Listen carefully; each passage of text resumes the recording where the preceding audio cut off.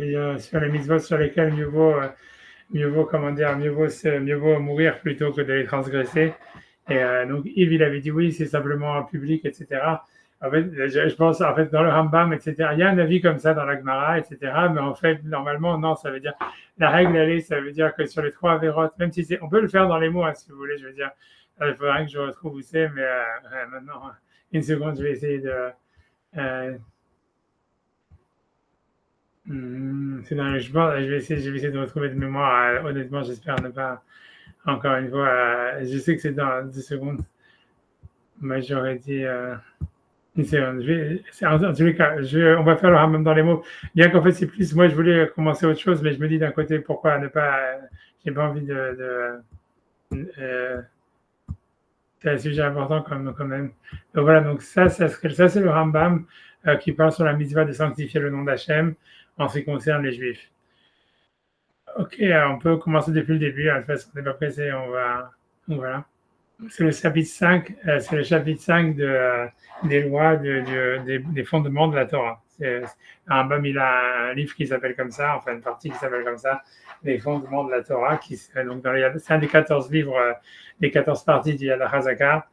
Voilà. Donc dans le chapitre 5, il dit ça, et donc il parle sur la mitzvah de sanctifier le nom divin. Donc il dit Kol Bet Israël Mitzuvin al Kiddush Hashem, c'est-à-dire que tous les enfants, toute la maison d'Israël est obligée à la mitzvah de sanctifier le nom divin, à Gadol Azé, donc ce grand nom, chez Neymar, Benikdashti Betor Ben Israël, parce que le verset dit Je me sanctifierai à l'intérieur des enfants d'Israël. Muzharim Shelo Lechalelo, et donc on a aussi une obligation négative de ne pas le profaner. Chez Neymar, Velo Techalelu Hashem Kochi, parce que le verset dit Vous ne profanerez pas le nom de ma sainteté. Donc il dit c'est quoi la mitzvah de sanctifier le nom d'Hachem? Ok, je ne vais pas épiloguer, hein, on fait ça juste comme ça. Kessad, chez Amod Oved Kochavim Ve'enos et Israël, c'est si jamais donc il y a un non-juif qui veut forcer un juif à l'avoir alachat mikol mitzvot amorot batorah, ça veut dire transgresser une des mitzvot qui sont écrites dans la Torah. Oyargenu, que sinon il va le tuer. Yavor Valiarek, mieux vaut transgresser que de se faire tuer. Chez Nehemar, parce que le verset dit, mitzvot, asher yaseh otam adam v'chai bahem, parce qu'il est marqué dans les mitzvot qu'un homme va faire et il va vivre à travers elles. V'chai bahem v'lo sheyamut bahem, qu'il vive à travers elles et qu'il ne meure pas à travers, mais pas qu'il meure avec elles ou à travers elles. Et donc il dit Veimet, et si jamais par contre il a décidé de donner sa vie plutôt que de transgresser sur la vera, un vélo avar, et il n'a pas transgressé l'interdit, et voilà, vélo avar, Rezemitrael Benafsho, ça veut dire il est lui-même, ça veut dire il est responsable de son âme, dans le sens où c'est comme s'il avait commis un suicide, et donc en fait, qu'il est lui-même, en fait, c'est comme s'il avait fait un homicide, quoi.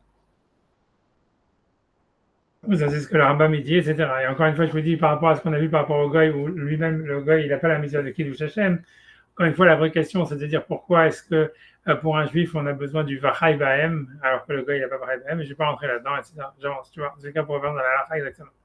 Sur ça, il dit, Bamed Varim Amurim, dans quel mitzvot on dit ça? Bishar mitzvot, ça veut dire dans n'importe quel autre mitzvot, Chus Podat Koravim, à l'exception de l'idolâtrie, Vigilou Yarayot et des relations interdites, les Shvichut Damim, et de tuer quelqu'un. Aval Shalosh Averot Elou, mais ces trois Averot-là, et Miomalo Avor Alachat Mehem, si donc un non-juif, il lui dit transgresse-les ou bien je te tue, quoi, t'es à règle, il vaut, donc il faut se laisser mourir, tuer. Il y a un règle, va y avoir, il doit se faire tuer plutôt que de transgresser. Voilà, maintenant, donc là, c'est pour ça, pour expliquer en fait c'est quoi les trucs. Alors voilà, il y a des exemptions là-dessus. Il va mettre Varim Amurim, voilà, il va mettre Varim Amurim, dit le Rambam, Bisman Shaovet Kochavim Mitkaven Anatasmo. Ça veut dire, quand est-ce qu'on a dit tout ça? C'est quand le goy, il veut faire transgresser le juif uniquement parce qu'il a un intérêt là-dedans. Et quand chez Anaso, Livnot Lobeto Shabbat, par exemple, qui veut le forcer à construire sa maison de Shabbat, ou les Vachel au Tafshilo, de cuisiner pour lui, ou Anasisha les Baalak, elle s'est basée, ou bien il veut violer une femme, ou quelque chose comme ça. Avalinit Kavel la Viro la mitzvah de Bilvad. Donc là, il dit maintenant, donc ce qu'il dit, tout ça, c'est pour les trois avérotes, on a l'impression, donc c'est un truc qui est complètement général, il n'y a aucune condition, c'est Yarek va y avoir. Maintenant, il va dire, maintenant, il dit, les autres mitzvot, si jamais, il y a deux cas de figure, si jamais le gars, il fait ça pour en tirer un plaisir lui-même, donc on reste dans la règle que mieux vaut transgresser que de faire la avéra, que de mourir, etc. Et si quelqu'un, il meurt, il est comme s'il faisait un suicide.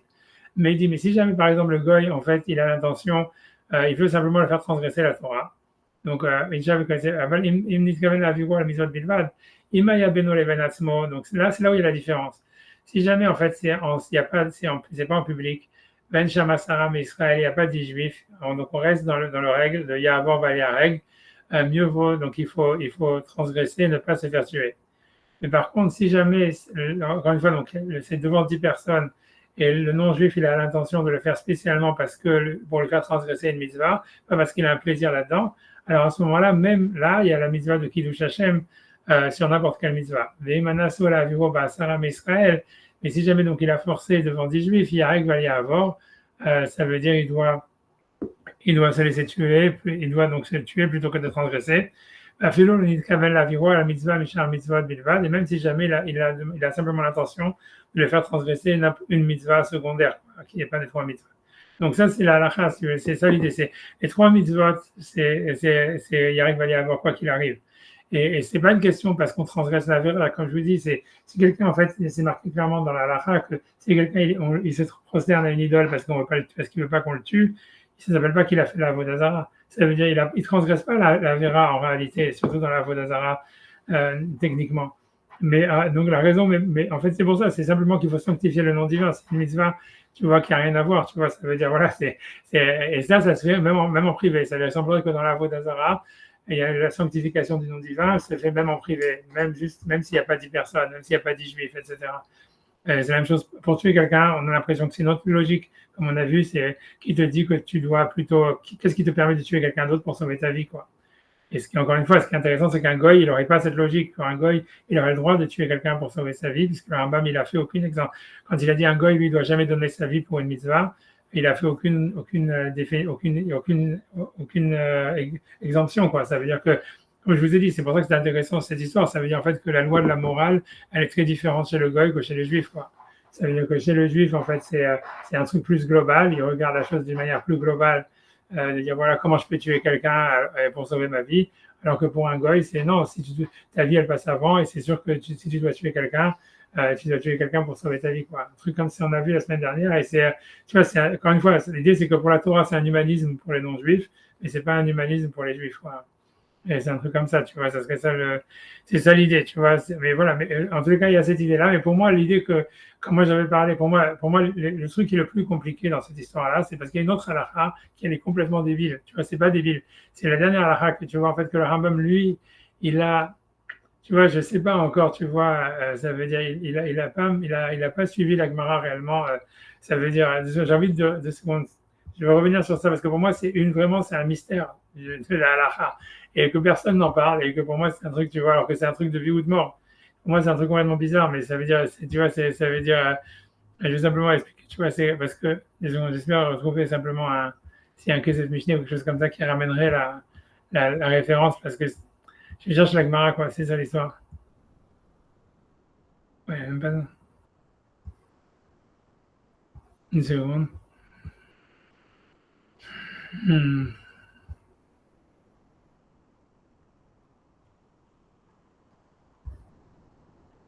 Ok, ça ne dit rien.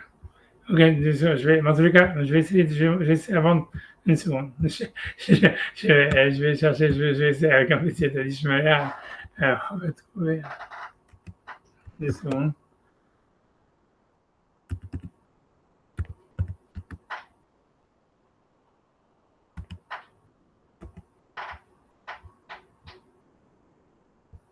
La Gemara, elle est là. Je vais vous montrer la Gemara avant et je vais faire selon Rashi. Et, et ça, après, on peut faire le Rambam si vous voulez. Mais ça, euh, ça veut dire, donc voilà, donc Yata Ravine, donc ça c'est un peu ce qu'on avait vu, un peu ce que l'Agmara, le Rambam il avait dit. Il a dit donc, ça c'est l'Agmara dans Sanhedrin, je ne sais pas où exactement, en 74a. Il a marqué Yata Ravine, donc quand Ravine il a dit à Marav Yohanan, donc voilà, Philo Shelo Beshat Hashmad, ça veut dire, même quand c'est pas un moment de persécution, parce que l'idée c'est que quand c'est Shat Hashmad, donc ça veut dire quand c'est un moment de persécution, le mot Shmad ça veut dire extermination en réalité, la Shmid ou la Harok c'est un moment d'extermination. Donc tout ça, ça veut dire donc il faudrait donc la mitzvah de Yarak Vali Avor, elle serait sur n'importe quelle mitzvah. Et donc tu vois, mais ça veut dire Yarak, ça veut dire, je vais essayer de prendre la phrase d'avant un petit peu. Voilà, ici, j'aurais dû prendre ici, excusez-moi. C'est-à-dire tout ce qu'on a dit, qu'il n'y a pas une mitzvah, en fait, donc c'est de se laisser tuer pour une mitzvah, si c'est en privé, etc. C'est uniquement quand c'est pas un moment d'extermination. Aval Beshat Hashmad, mais même si si jamais c'est un moment d'extermination, Afilu mitzvah kala, même pour une mitzvah la plus petite, Yarek va y avoir, il faut se laisser tuer plutôt que de transgresser. Ok, sur ça, l'Agma a dit l'autre exemption qu'on a vu, que Maïmonide a parlé, avec en public et en privé, mais ça veut dire que en privé, ça veut dire que l'idée c'est que quand c'est un moment d'extermination, même en privé, même sur une mitzvah légère, en fait, il faut se laisser tuer plutôt que la transgresser. Et ok, ça c'est ce que l'Agma a dit. Et l'Agma a dit Maï mitzvah kala. Qu'est-ce que c'est une mitzvah kala? Amarava, Baravitra, Gamara, Afilu le chanouye arketa de mesana. Ça veut dire même changer le lacet des chaussures. Et tu vois, qu'est-ce que ça veut dire? Ça veut dire, tu vois, ça veut dire, a priori, ça veut dire que Rachid va dire, en fait, c'est si jamais ça veut dire si jamais les Juifs, ils ont l'habitude de mettre des lacets noirs à leurs chaussures. Et les Goïms, ils ont l'habitude de mettre des lacets rouges à leurs chaussures. Et on te dit, il faut que tu mettes des lacets rouges. Si c'est un moment de persécution contre les Juifs, toi, tu dis, non, je garde mes lacets noirs, et je préfère me faire tuer plutôt que de changer la couleur de mes lacets. Tu vois, tu vois, si tu veux, Rachid va le dire, tu vois, et c'est ça le vrai problème. Le problème, c'est, tu vois, je vous montre Rachid. Tu vois, Rachid dit Arketa de Mesana. Je vois, il dit Seroch Anal, c'est-à-dire les lacets de chaussures. Si jamais les goïms ils ont l'habitude de lacer leurs chaussures d'une certaine manière, mais Israël il faut comprendre que ça vient de là, l'Arbi Chassidish et tout ça. C'est parce qu'en fait, en Russie, quand il y a eu un moment, quand je sais plus, je sais pas comment il s'appelle, le tsar qui s'appelle le Grand, là, j'ai oublié, qui avait demandé à tout le monde de couper les redingotes, j'ai oublié comment il s'appelle. Pierre le Grand. Voilà, quand Pierre le Grand, il avait dit à tout le monde de couper les barbes et de couper les redingotes et tout ça, puisque c'était un truc, tout le monde s'habillait comme ça aussi. En fait, si tu veux, à la base, la vie chassidique, c'est un abigoy. Mais en fait, l'idée, c'est juste que parce qu'en fait, il avait voulu les forcer. Donc, ils ont dit, voilà, tu vas débarquer dans la Gemara, ils vont mourir que de changer. Mais c'est ça la base, c'est ça l'histoire. Tu vois. Mais pour moi, c'est un truc complètement débile. Tu vois, mais je lis, tu vois ce que l'Agmara dit, tu vois, Arkeda de Mesana, dit Seroch Anahal, chez Im de Haovne Kochavim, mais ça, tu vois, c'est Im de Haovne Kochavim Likshorkar. C'est-à-dire, si jamais c'est l'habitude des goïms maintenant de changer, de mettre des chaussures comme ça, de mettre des lacets comme ça, ça veut dire qu'Israël Benyan Acher, et l'habitude des Juifs, c'est différent. Alors, sur ça, Rashi, il dit, c'est pour, et Rashi rajoute ça dans l'Agmara, parce qu'il y a marqué mitzvah kala. Il faut que ce soit une mitzvah. Alors, Rashi, tu vois, il dit un truc complètement, c'est la première fois que tu vois, on va voir un, d'ailleurs, Rachid, je pense que si on fait une recherche, je pense que le seul fois où dans tous les Rachid, de tout le Talmud, de tout le Tanakh, là, il y a le mot judaïsme qui est employé. Je pense que c'est une invention ici. Je pense que c'est c'est la première fois que le mot judaïsme apparaît dans la Rishonim. C'est parce qu'il dit Kegon she'esh sadia hadut badavar. Ça veut dire qu'il faut qu'il y ait un côté judaïque dedans. Ça veut dire si c'est juste, tu vois, une cravate comme ça, alors Rachid dit quand même, on va pas se laisser motiver pour juste, tu vois, j'en sais rien, pour une cravate, tu vois, pour une couleur de cravate. Alors il dit non, il faut qu'il y ait un côté judaïque. Alors c'est quoi? Alors, donc lui, il veut dire, ça serait quoi l'histoire? Parce qu'il est obligé de dire, parce que la Gemara dit, c'est lacets de chaussures, donc comment ça peut être judaïque, le lacet de chaussures? Alors il dit, oui, ça veut dire, il dit, alors il trouve un chat, tu vois, il dit, Vederech Israël Yotzinouim. Donc c'est ce qu'il veut dire. Il veut dire, grosso modo, ça veut dire, Rachid est plus explicite d'ailleurs, il veut dire que, comme les Juifs, si les Juifs, ils ont pris l'habitude de mettre des lacets noirs, c'est parce que c'est moins voyant que des lacets rouges. Et donc, dans la Torah, il y a un concept d'être tsanoua, d'être pudique, d'être voilà, de pas être trop bling bling. Donc c'est en ça que tu vois, si tu veux, c'est pour ça que ça peut faire sens, quoi. C'est-à-dire sur ça, il faut se laisser tuer. Ça veut dire voilà, il faut qu'il y ait quand même une logique quelque part, tu vois. Donc là aussi, j'imagine que dans la redingote et la barbe, il y a quelque chose quand même, tu vois. Ça veut dire voilà, tu vois, j'en sais rien, je sais pas c'est quoi le côté judaïque. Mais ça veut dire, mais c'est Rachid qui est obligé de le dire, tu vois. Ça veut dire parce qu'il doit expliquer la Gemara. Il dit, tu vois, c'est-à-dire à doute Badavar, il faut qu'il y ait quelque chose, tu vois, de judaïque dans l'affaire.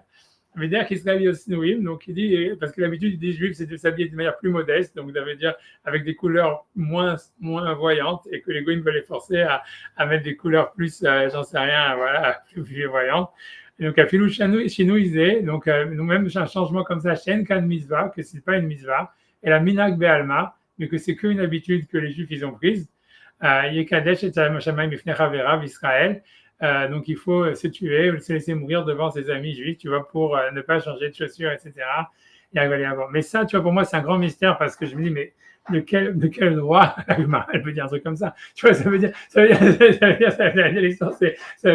veux dire, tu vois, parce que quand même, c'est une question de vie ou de mort. Ça veut dire, la vie humaine, on vient de voir, tu vois, que la Torah dit Vechai Baem, ça veut dire que même par rapport à transgresser Shabbat, tout ça, etc., hein, il faut transgresser Shabbat et rester en vie et tout ça, machin, blablabla.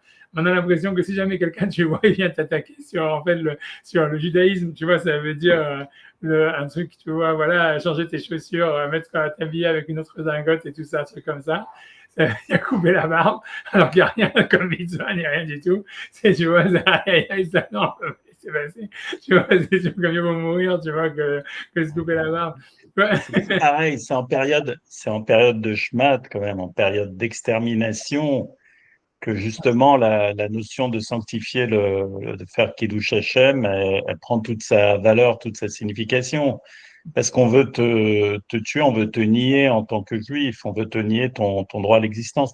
Je sais plus, il y a un arabe polonais, je crois, qui a répondu à un tas de questions pendant la Shoah, Ouais, dans des conditions, je sais plus exactement là, ouais, on pourra le retrouver, mais il répondait à des cas comme ça de vie et de mort en permanence, alors qu'il était dans un ghetto qui était réduit en cendres au fur et à mesure par les nazis. Quand on veut te nier, bon, parce que c'est l'objectif, quoi. Peut-être que tu meurs un petit peu avant qu'on vienne te tuer de toute façon. Je sais pas, mais pour moi, les efforts pour moi, expliqués le mot le plus important, c'est en période de Shoah, quoi. le chemin, ouais, je suis d'accord. Mais ça veut dire, parce que pour moi, si tu veux, en fait, moi, comment j'étais venu à ça, c'est après, on peut regarder. Parce que tu vois, le Rambam, lui, si tu veux, il interprète ça différemment. Tu vois, souvent, on peut regarder le Rambam.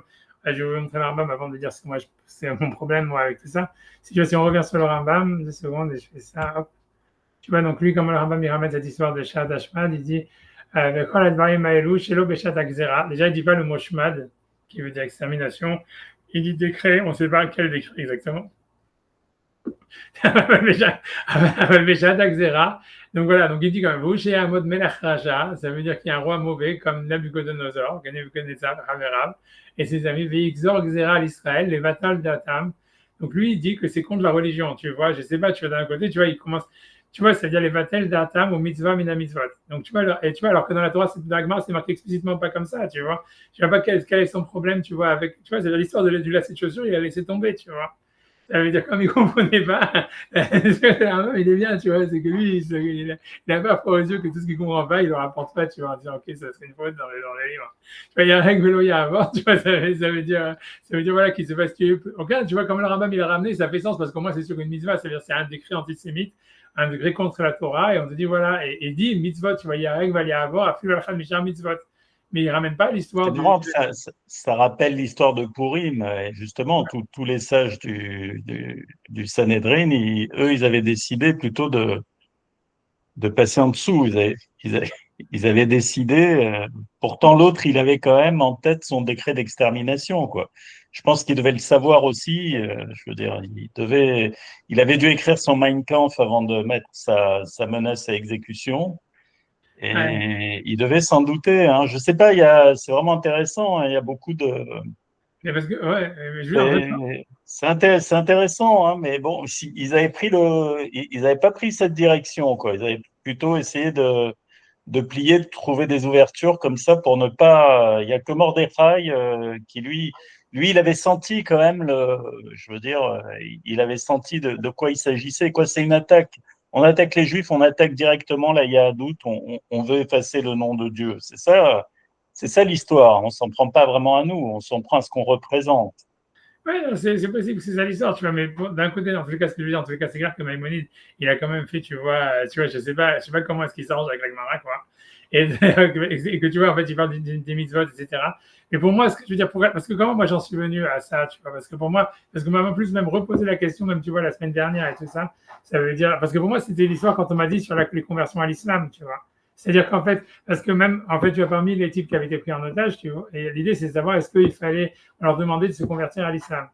Et pour moi, pourquoi la conversion à l'islam, pour moi, c'est quelque chose, en fait, tu vois, qui pose le problème en fond, parce que comme l'islam, c'est pas de la vodazara, et c'est, tu vois, c'est la croyance en un Dieu unique, etc. Donc, en fait, et en fait que c'est compatible avec la Torah, si tu veux, en fait, si tu veux, c'est-à-dire, c'est-à-dire en fait ce qu'on veut gommer ici, c'est, tu vois, c'est en fait c'est l'identité juive, mais pas la Torah, ni Dieu, ni quoi que ce soit. Et donc c'est pour ça en fait que pour moi, ça veut dire pour moi, c'est là où ça se joue, tu vois. Ça veut dire on a l'impression de l'Agmara, c'est si Maïmonide, on a l'impression que lui, il a pas, ça veut dire il a pas catché ou il a pas voulu rentrer ou pour lui il pense pas que c'est vrai, etc. J'en sais rien, tu vois. Mais ça veut dire, mais c'est-à-dire qu'en tout cas de l'Agmara, si on reprend l'Agmara tel quel, comme il dit Rashi, avec c'est même pour le lacet des chaussures, etc. Ça veut dire en fait, ça veut dire une attaque sur l'identité juive indépendamment de la Torah. Ça veut dire un homme, il doit donner sa vie pour le fait, tu vois, pour son identité juive, même si elle n'a rien à voir avec la Torah, quoi. Et ça serait ça, en fait, ça veut dire qu'il mettrait, qui dirait est-ce qu'on a le droit ou pas le droit de se convertir à l'islam si jamais on veut nous forcer de nous convertir à l'islam. Tu vois, pour moi, c'est pas du tout clear cut, tu vois. C'est-à-dire que, pour moi, ça veut dire, tu vois, d'après la Gemara ici, tu vois, encore une fois, tu vois ça. Si on revient dans la Gemara, quand je ramène l'histoire d'avoir chez Yeshbo Yahadout et tout ça, ça veut dire qu'on veut que la mitzvah, c'est pas une mitzvah halachique, c'est une mitzvah qui a rien à voir, en fait. C'est juste, tu vois, en fait, on veut aller contre ton identité juive. Et la Gemara, elle serait mechadeshet ici, ça veut dire, elle dirait sans aucune base. C'est ça la vraie question pour moi. Parce que pour moi, c'est clair que la Gemara, elle veut dire ça. La Gemara, elle veut dire, voilà, c'est si jamais on t'attaque en tant que juif, même si jamais, en fait, on n'attaque pas les mitzvot, ça veut dire qu'on te dit garde les mitzvot, etc. Mais simplement, elle change de chaussures, ça veut dire, voilà, tu t'habilles d'une certaine manière et tu fais partie de notre groupe. Que, à mon avis, tu vois, la conversion à l'islam, ça veut dire ça, grosso modo. Tu vois, tu vois, ça veut dire, en fait, voilà, donc, l'idée, c'est que l'Agma dirait, ouais, il faut se laisser tuer plutôt que de le faire, quoi, parce que ça veut dire Israël en tant que peuple, en tant que nation, elle a, tu vois, ça veut dire, elle peut justifier le fait que quelqu'un, il donne sa vie pour son peuple, tu vois. Et la question pour moi, c'est de dire, d'où tu sors ça? Tu vois bien que Maïmonide, il a carrément, tu vois, fait l'impasse là-dessus. Tu vois, ça veut dire, tu vois, comme ça lui plaisait pas, il a juste, tu vois, dit,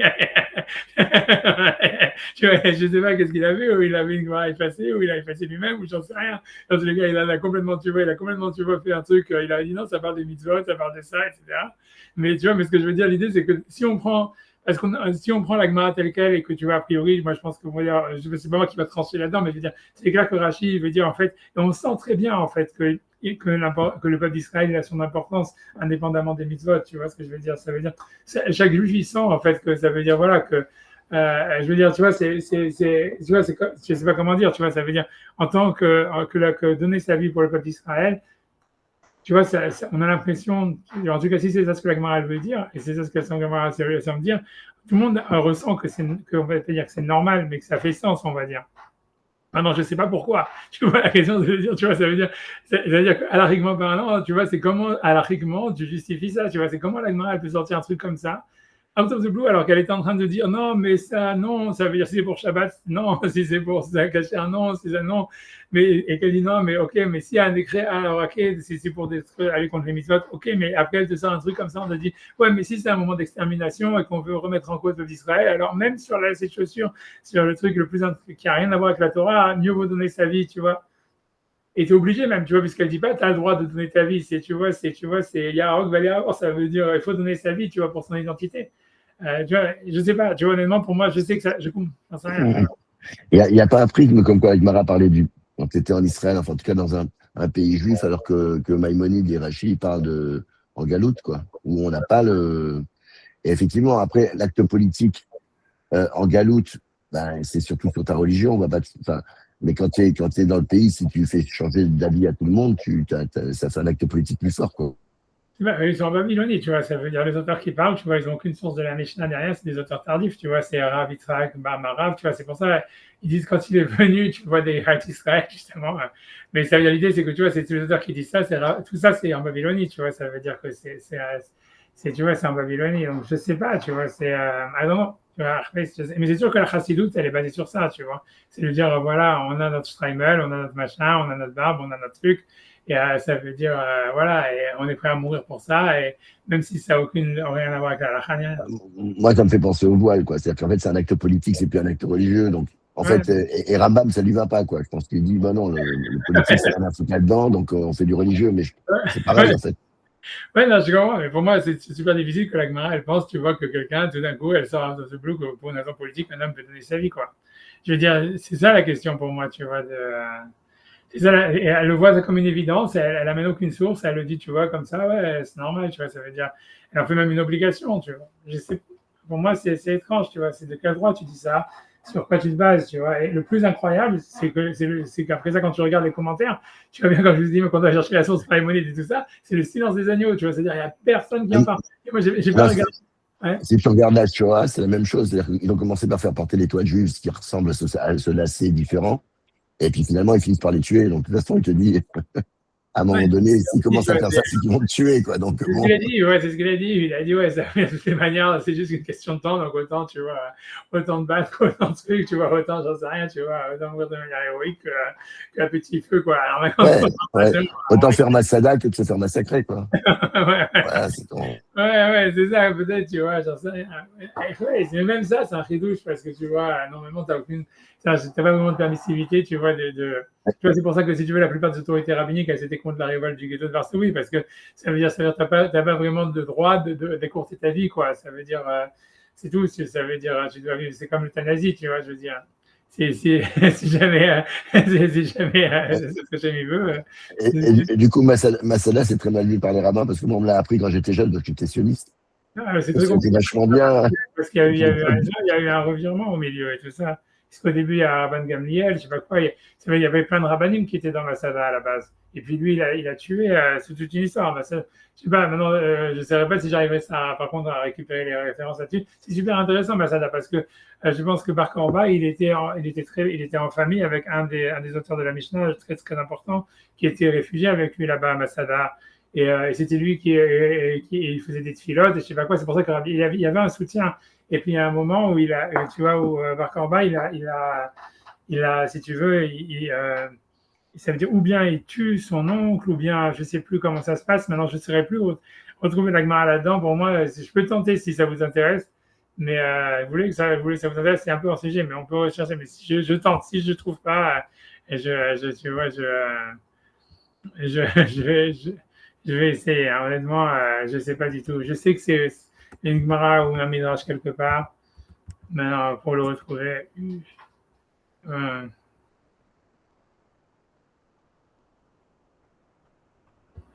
deux secondes.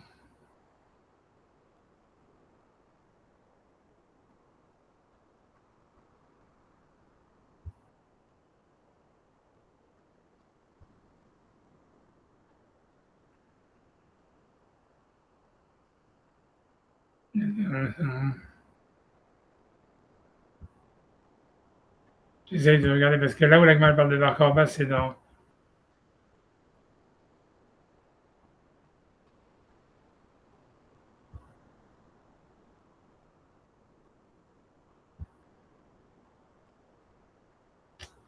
Deux secondes, deux secondes, je vais essayer, je vais essayer. Après ça, je vais pas trop m'apesantir parce que ça me prendra. J'ai peur que ça me prenne du temps pour moi de trouver.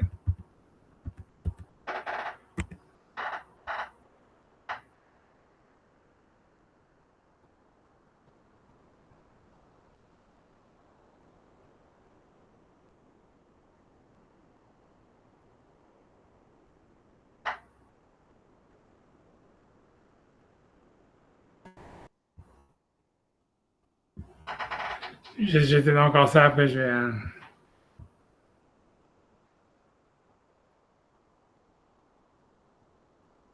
Deux,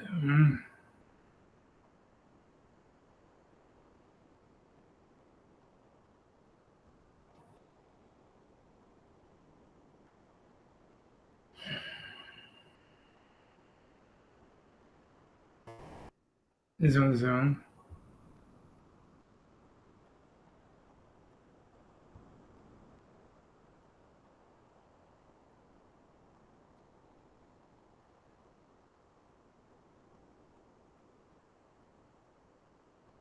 Regarde, je vais essayer. J'ai jamais fait cette Gemara. Je la fais si vous voulez. On va la regarder, hein.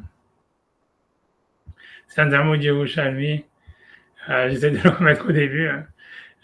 Ok, mec, c'est quoi de mort sujet? Bon, au moins comme ça, je vais apprendre quelque chose. Ok, donc, Daniel, on est sur, voilà.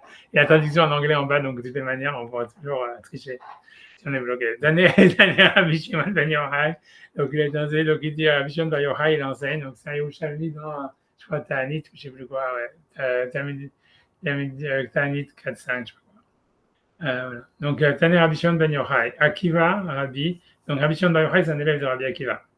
Donc, il dit Akiva Rabbi, ça veut dire Akiva mon maître. Ayadorash, il faisait une dracha d'Ar Kochav Yaakov. Donc, ça, c'est dans une prophétie de Bilam qu'il avait dit. Donc, il y aura une étoile qui va cheminer, qui va faire un chemin de Yaakov. C'est ce que Bilam dit. Quand il parle sur le Mashiach, il dit Darar Kochav mi Yaakov. Ça veut dire il y a une étoile qui va faire un chemin à partir de Yaakov. Et Darar Koziva mi Yaakov. Et comme donc Bar Korba, c'est Koziva, ça veut dire a priori, tu vois, ça serait un nom d'une étoile en araméen ou je sais pas quoi. Donc Rabbi Akiva, il pensait que Darar Kochav, c'était en fait Koziva, qu'ils appellent Koziva dans le Yahoutam Yerushalmi, mais c'est Bar Korba, quoi, que c'était lui le Mashiach. Donc Rabbi Akiva, quand Rabbi Akiva Kadava Chami Bar Koziva, Ava Amar, Rabbi Akiva, quand il voyait Bar Korba, il disait Lenu Malka Meshicha, il dit c'est lui le roi Messie. Ça veut dire Amarle Rabbi Yohanan ben Torda. Donc on voit que il dit, je pense que si Rabbi Akiva il disait ça, je pense qu'en tout cas ça exemple tous les imbéciles qui disent, tu vois, que Yenuka c'est le Mashiach, que Trump c'est le Mashiach, que whatever, que Rabbi c'est le Mashiach. Si même Rabbi Akiva il faisait ça, donc tu vas te dire ok, ils sont pardonnés. Rabbi Yohanan ben Torda, donc il lui a dit Rabbi Yohanan ben Torda, c'est le Rabbi Yohanan, le fils de la vache. Parce qu'en fait, c'était un converti qui s'était converti parce qu'il avait acheté une vache. C'est ce que l'Agma ramène. Je ne sais pas si c'est ici ce que l'Agma ramène ou c'est ailleurs que l'Agma ramène, que c'était un type qui avait acheté une vache d'un juif et qu'il essayait de la faire travailler Shabbat et elle ne travaillait pas. Et il s'est dit, ouais, si même la vache, elle a compris qu'il ne fallait pas travailler Shabbat, moi, la plus forte raison que je ne dois pas travailler. Et c'est comme ça qu'il s'est converti au judaïsme. Et il est toujours, tu vois, je ne sais pas exactement, lui, il a rien à foutre de personne. Et tu vois, donc là, il dit, tu vois, là, quand Rabbi Akiva, il dit que c'est le Mashiach, donc il lui dit à Rabbi Akiva, il lui dit, Akiva, Yalou Asavim Bilkayecha, ça veut dire Akiva, tu vas être enterré, il y aura de l'herbe qui va pousser sur tes joues. Maintenant, Ben David Loba, et je te garantis que le Mashiach, il sera toujours pas encore là. Peu importe ce que ça veut dire, tu vois, ça veut dire. En tout cas, ce que les gens utilisent beaucoup cette histoire de Rabbi Yaakov ben Torda pour dire en fait que c'est pas évident qu'il faut attendre que le Mashiach il arrive tous les jours parce que sinon tu vois il n'aurait pas dit ça. Tu vois, ça veut dire voilà, il faut avoir la Mouna qui va venir un jour et lui il pensait que c'était pas probable qu'il arrive prochainement. Donc, bref, tu vois. Donc maintenant à la suite c'est plus compliqué. Alors là, pour moi en tous les cas, Amar Rabbi Yohanan Kol Adrianus Kesar Oreg Bevetar Shmonim Elef Ribo. Ça veut dire, j'imagine, la voix c'est de Adrianus Kessar, j'imagine l'armée de Adrianus Kessar. Elle a tué à Bétar, Shmonim Elef Ribo, ça veut dire 800 000 personnes. Ok, donc Amar Rabbi Yohanan, donc Rabbi Yohanan il dit Shmonim Elef Zug Shel Tok'et Kranot Ayum Akifin et Bétar. Donc ça veut dire qu'il explique l'armée, c'est-à-dire la puissance de la légion romaine qui avait été mobilisée pour attaquer Bétar. Donc on dit Shmonim Elef Zoug, ça veut dire 80 000 fois 2, 160 000, ça veut dire clairons. Il y avait dans le siège de Bétar, le Kol Echad Vechad Yamemouné al Kama Chayalot, et chacun, en fait, a priori, il avait plusieurs armées derrière lui. D'accord, Vaya Sham Ben Koziva, et donc et Ben Koziva, lui, il avait avec lui Mataim Elef Metif Etzba. Il y avait 200 000, Metif Etzba, aucune idée de ce que ça veut dire. Metif Etzba, c'est-à-dire qu'il y avait des gouttes dans leurs doigts. Je ne sais pas ce que ça veut dire, je vais essayer de tricher en bas, s'ils ont traduit une seconde. Missing finger. Il en manquait un doigt. J'imagine que c'était un peu comme le Yakuza, quoi. Ça veut dire que tu vois, c'est que tu te coupes un doigt pour montrer que. On voit d'où ça vient, le minag. Tu vois, ceux qui disent que les distribus. Ils disent. Ok. 2 secondes. Ok, 2 secondes, super, je dois remonter, excusez-moi. Ok. Je me dis, ok, maintenant, tu fais ça. Chalkou, Haramim, Amoulo. Donc il a dit, donc les Chachamim, ils ont dit déjà Ben Koziva, jusqu'à quand Amoulo Admata et Taoset Israël Balé Moumin. Ça veut dire que jusqu'à quand tu vas faire des juifs des mecs avec des défauts, quoi, puisque maintenant, il n'a aucun doigt, quoi. Ça veut dire, ça suffit déjà la Brit Mila, j'imagine, tu vois, on va dire.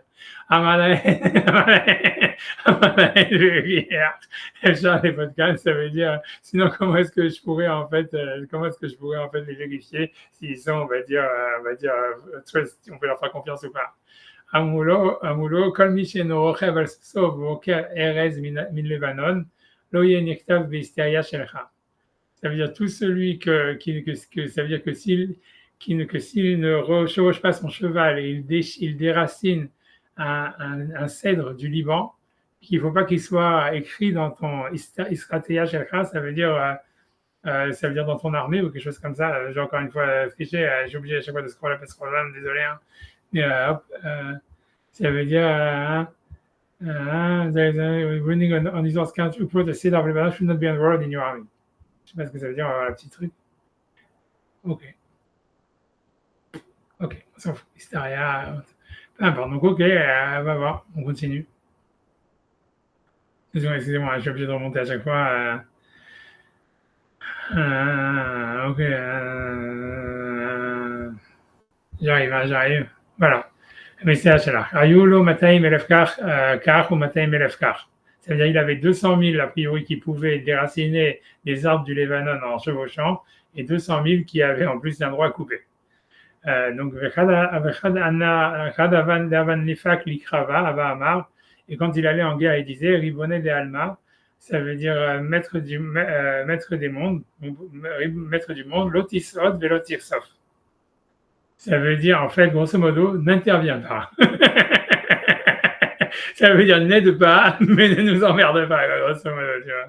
Ça fait vraiment penser à ce que je dis à ma femme. Tu vois, l'audition, tu vas dire la même. Alors, attends, Elohim, c'est Nartanou, mais l'autre, et Béti, votez-nous. Ça veut dire, c'est ce qu'il dit, tu vois, parce que le passage qui dit, parce que c'est un verset dans les psaumes qui dit, Allo, ata Elohim, voilà, ça veut dire on peut regarder le pasuk de secondes, ça veut dire, parce que c'est intéressant, je pense que ce pasuk, il a un grand sens dans l'histoire, parce que c'est beaucoup l'idée de dire, en fait, on va voir dans la suite que c'est toute l'histoire de Bar Korba, c'est à quel point un homme, il doit faire justement Ishtadlut, et à quel point il doit avoir confiance en Hachem, ou tu vois, ça veut dire à quel point il y a une idée de prière, tu vois, c'est dans le ratio entre l'aide naturelle et surnaturelle qu'il faut avoir, quoi. Et ça veut dire, tu vois, et ça, c'est basé sur ce pasuk-là des psaumes, tu vois, ça veut dire, 2 secondes, je vais essayer de le retrouver. Je vais simplement l'ouvrir sur une autre fenêtre. Je vais, tu vois, une seconde. Et c'est bon. En espérant.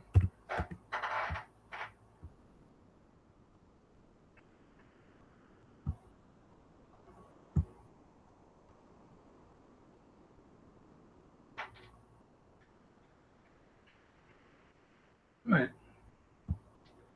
Voilà. Donc ça, c'est un passouk d'un psaume hyper étrange qu'on a l'impression qu'il parle du Mashiach. Ça veut dire, ça veut dire, voilà, c'est un passouk qui a l'air de parler du Mashiach, puisqu'il y a plein de psaumes dans les psaumes où on voit bien que David, en fait, il parle pas de lui, quoi. Où on a l'impression qu'il parle de lui-même en tant que Mashiach raté ou un truc comme ça, tu vois. Et ça veut dire, et c'est toujours évidemment, tu vois, donc là, il parle sur les victoires, etc. Bon, tu vois, donc, où il dit, Mi yovileni Matzor, qui va m'amener dans une ville fortifiée, Minachani à Edom, qui va m'amener jusqu'à Edom. Ça veut dire, a priori, pour détruire les Romains ou quelque chose comme ça, en tous les cas, Edom. Voilà, je lis les versets sans rajouter. Et parce que dans ces versets, il y a ce passage très étrange, où il dit, Allo ata Elohim dinartanu, n'est-ce pas toi, Dieu, tu nous as abandonnés, mais l'autre, c'est Elohim et Tzivotenu. Et le sens littéral, c'est, et ne viens pas, Dieu, dans nos armées. Ça veut dire, n'interfère pas. Ça veut dire, tu nous as abandonnés, donc maintenant, n'interfère pas. c'est ça le sens littéral des psukim. Bien que tu vois ici, ils ont mis avec un point d'interrogation, mais le point d'interrogation, en réalité, il est en fait rajouté par la Bible du rabbinat. Le sens, c'est grammaticalement parlant, c'est le sens littéral, il est comme Bar Korba dit. Ça veut dire, voilà, Dieu, tu nous as abandonnés. Ça veut dire, voilà, ça veut dire, tu nous as abandonnés. Grosso modo, on est en exil ou ce que tu veux. Donc maintenant, laisse-nous tranquille, tu vois, ne viens pas nous emmerder en plus. Tu vois, c'est ça l'idée, quoi.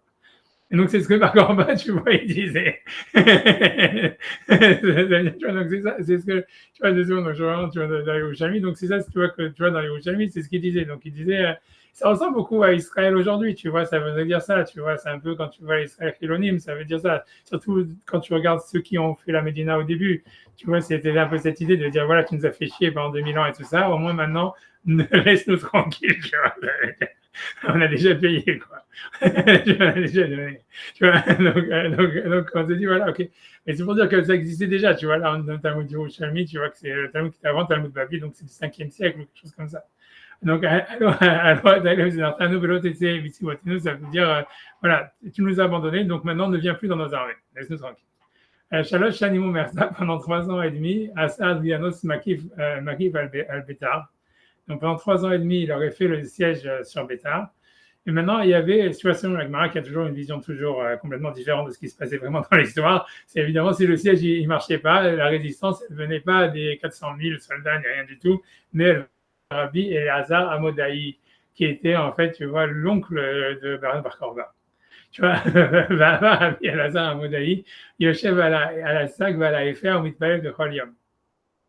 Ça veut dire qu'il y avait Rabbi Eliezer Amoudaï, qui lui, donc a priori, je ne sais pas, c'est comme les Haredim aujourd'hui, qui lui était toujours en train de lamenter en disant, il était assis avec un sac Vaïfer, ça veut dire sur de la poussière, et qui priait comme voilà, comme Mordechai, etc., avec Yom Omer, et qui disait à Hachem, Ribon Haolamim, maître des mondes, Al Teshev Bedinayom, Al Teshev Bedinayom. Ça veut dire, ne commence pas à juger aujourd'hui, ne commence pas à juger aujourd'hui. Ça veut dire, attends demain. Ça veut dire, ok, c'est des cons et tout ça, etc. Et normalement, tu vois, ils méritent d'être exterminés, tout ça, etc. Mais rien que tu vois, ne juge pas aujourd'hui, tu vois. Ça veut dire, pas aujourd'hui, comme si tu vois, il était toute la journée en train d'essayer de reporter, tu vois, comme tu dis, la catastrophe imminente qui est à ses yeux, qui devait arriver. Donc voilà, et voilà, ça, tout ça, c'est d'accord. Ok. Alors, donc, Adrianos Mésalé. Donc, j'imagine que ça veut dire, j'imagine, il voulait, qu'est-ce que Adrianos Mésalé, il voulait l'arrêter, il voulait arrêter les prières de Rabbi Eliezer Amoudaï, je ne sais pas. Je vais encore stretcher dans l'anglais, je suis désolé. Hop, je vais scroll up et scroll down. When,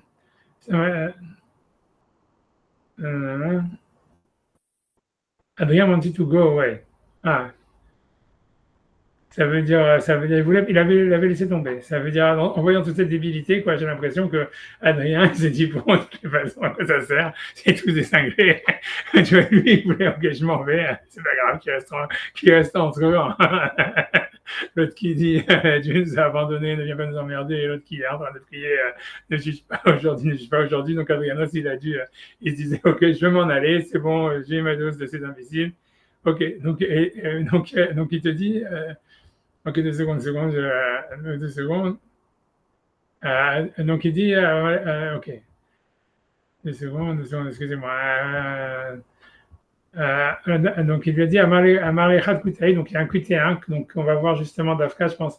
Aujourd'hui, si on faisait le programme normal, normalement on devait parler des QT1, etc.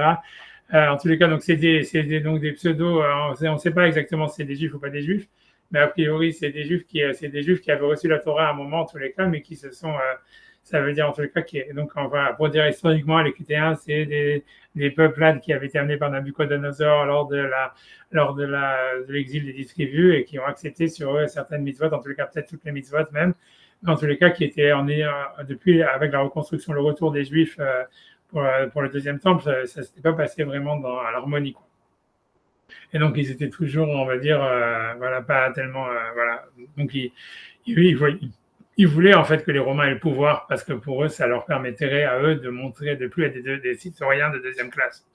Donc, Amaré Adkoutaï, donc Sukitaï, il a dit, l'Otizilach ne part pas, donc il a dit à Adrien ne part pas, Danach Amim Maïvad ou Mashim Lecha Medinta, ça veut dire, je vais te dire quoi faire pour que tout le pays soit en paix avec toi et que tu puisses reprendre le contrôle sur le pays. Donc, Alle Min Baiba Dimdinta, donc, Alle Min Baiba Dimdinta, je ne sais pas encore, je ne sais pas c'est quoi cette histoire, donc je suis obligé de retricher. Hop. Il est parti dans une porte, Baïba de Medinta. Il est parti dans la porte de la ville. Excusez-moi, parce que c'est Baba comme Baïba, de secondes. Désolé. 2 secondes, je suis désolé.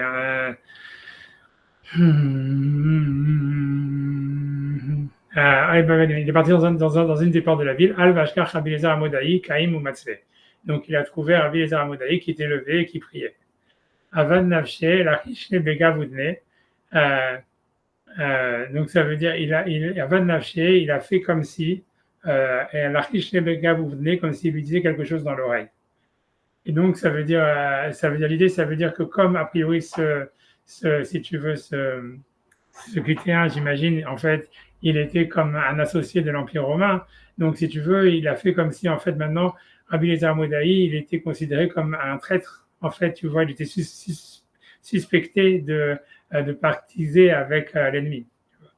C'est ça l'idée. Tu vois, Avad Nafshe, l'Arkish Levegavedeune, c'est-à-dire il est venu, lui a parlé dans l'oreille.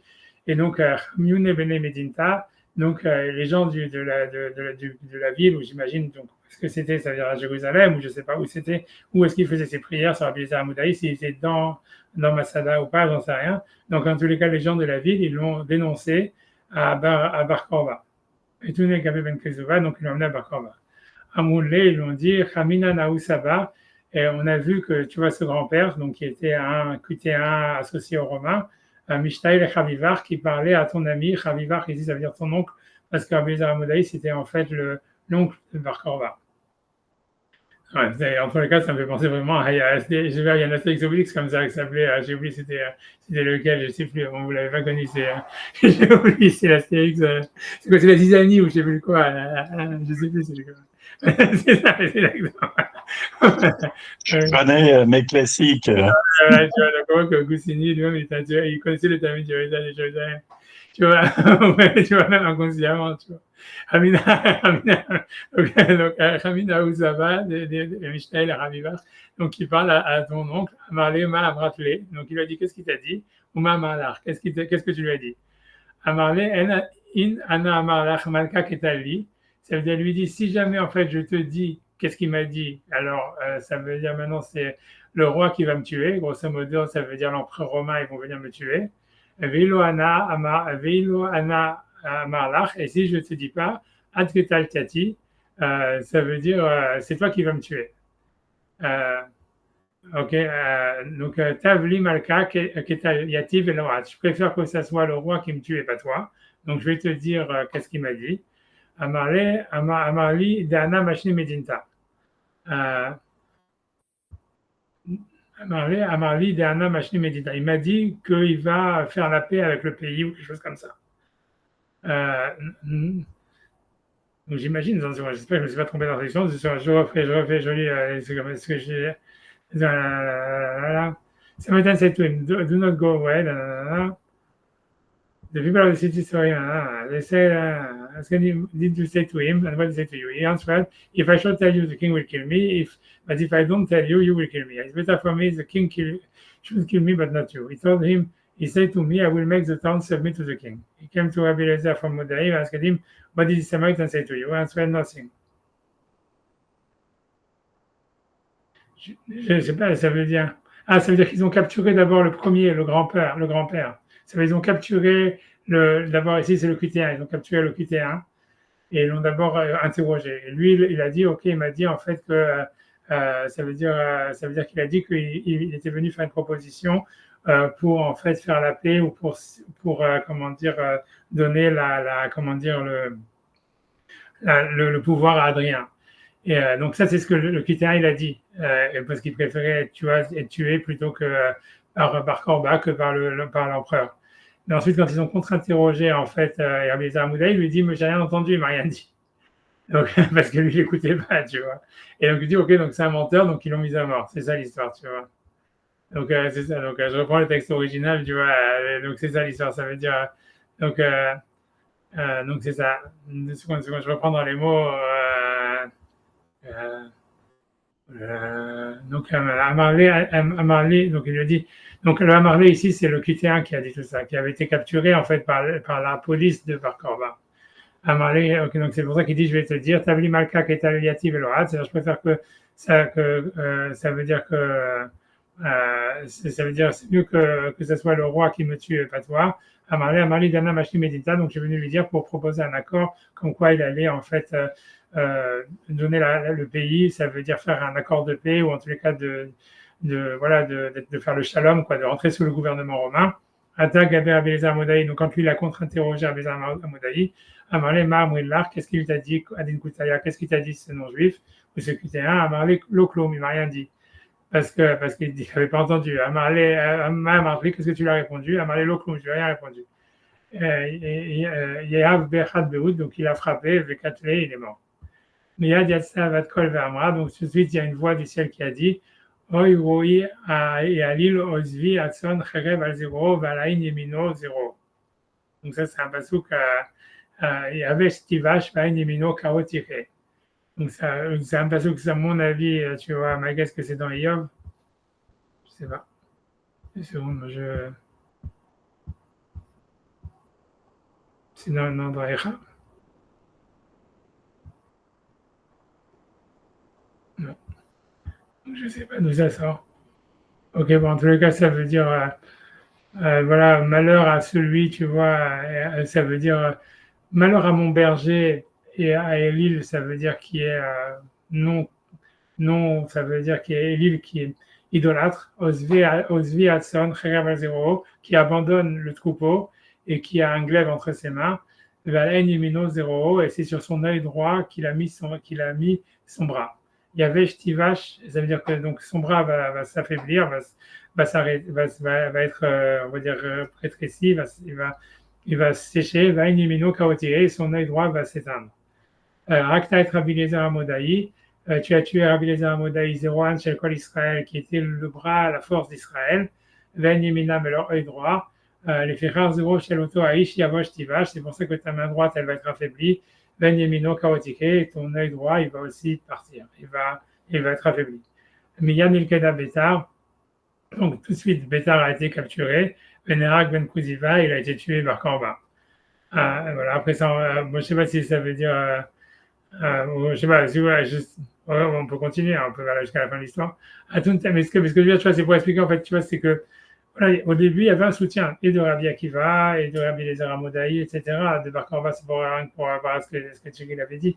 Mais ça veut dire, en fait, il y a eu, voilà, c'est très compliqué, tu vois, mais ça veut dire, on voit bien déjà, en tous les cas, que Bar Korba était lui-même laïque. Ça veut dire qu'on va dire d'une manière, ce qu'il dit, voilà, il voulait pas que Dieu vienne l'aider.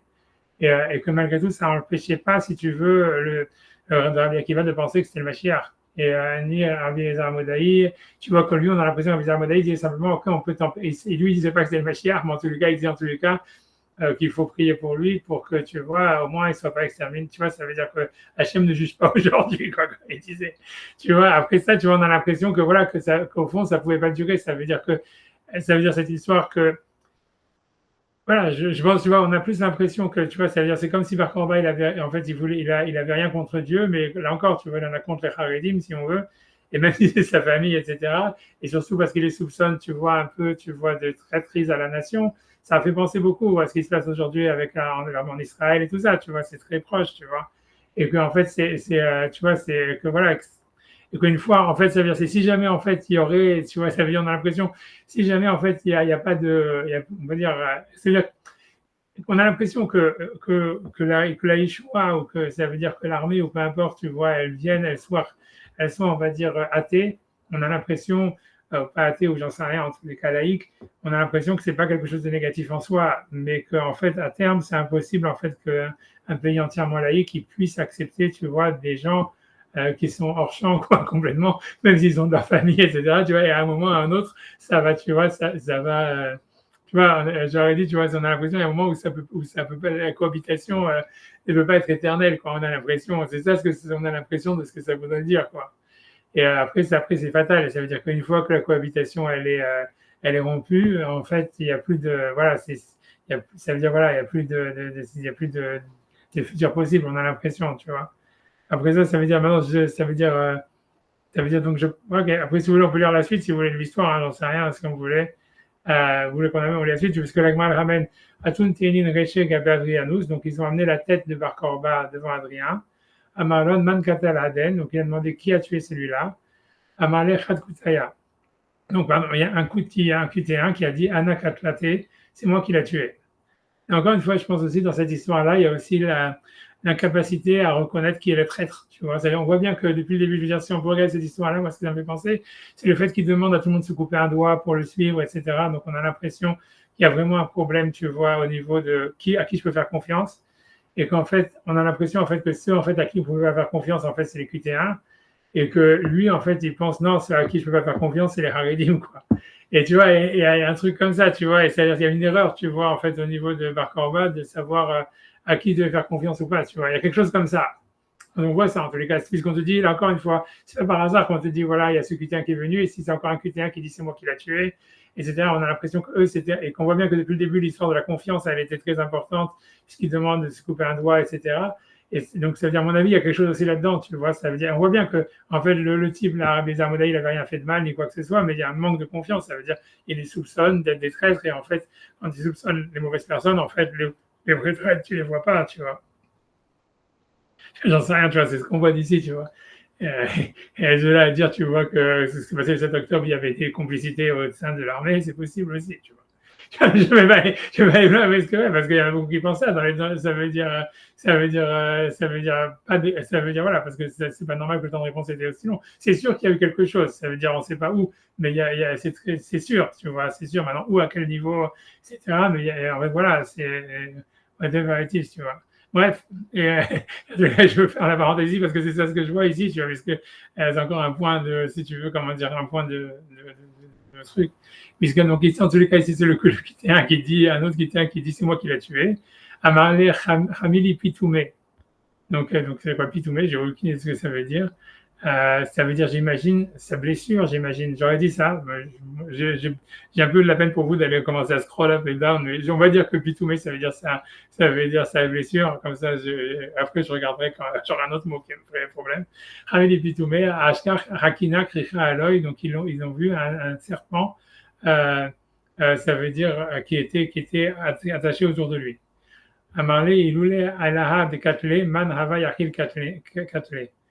Ça veut dire, donc ils ont dit, si c'était pas Dieu qui l'avait tué, qui aurait pu le tuer? Donc, et ça veut dire que les Goïms, ils ont reconnu en fait que c'était une intervention divine qui avait permis en fait de tuer Bar Korba.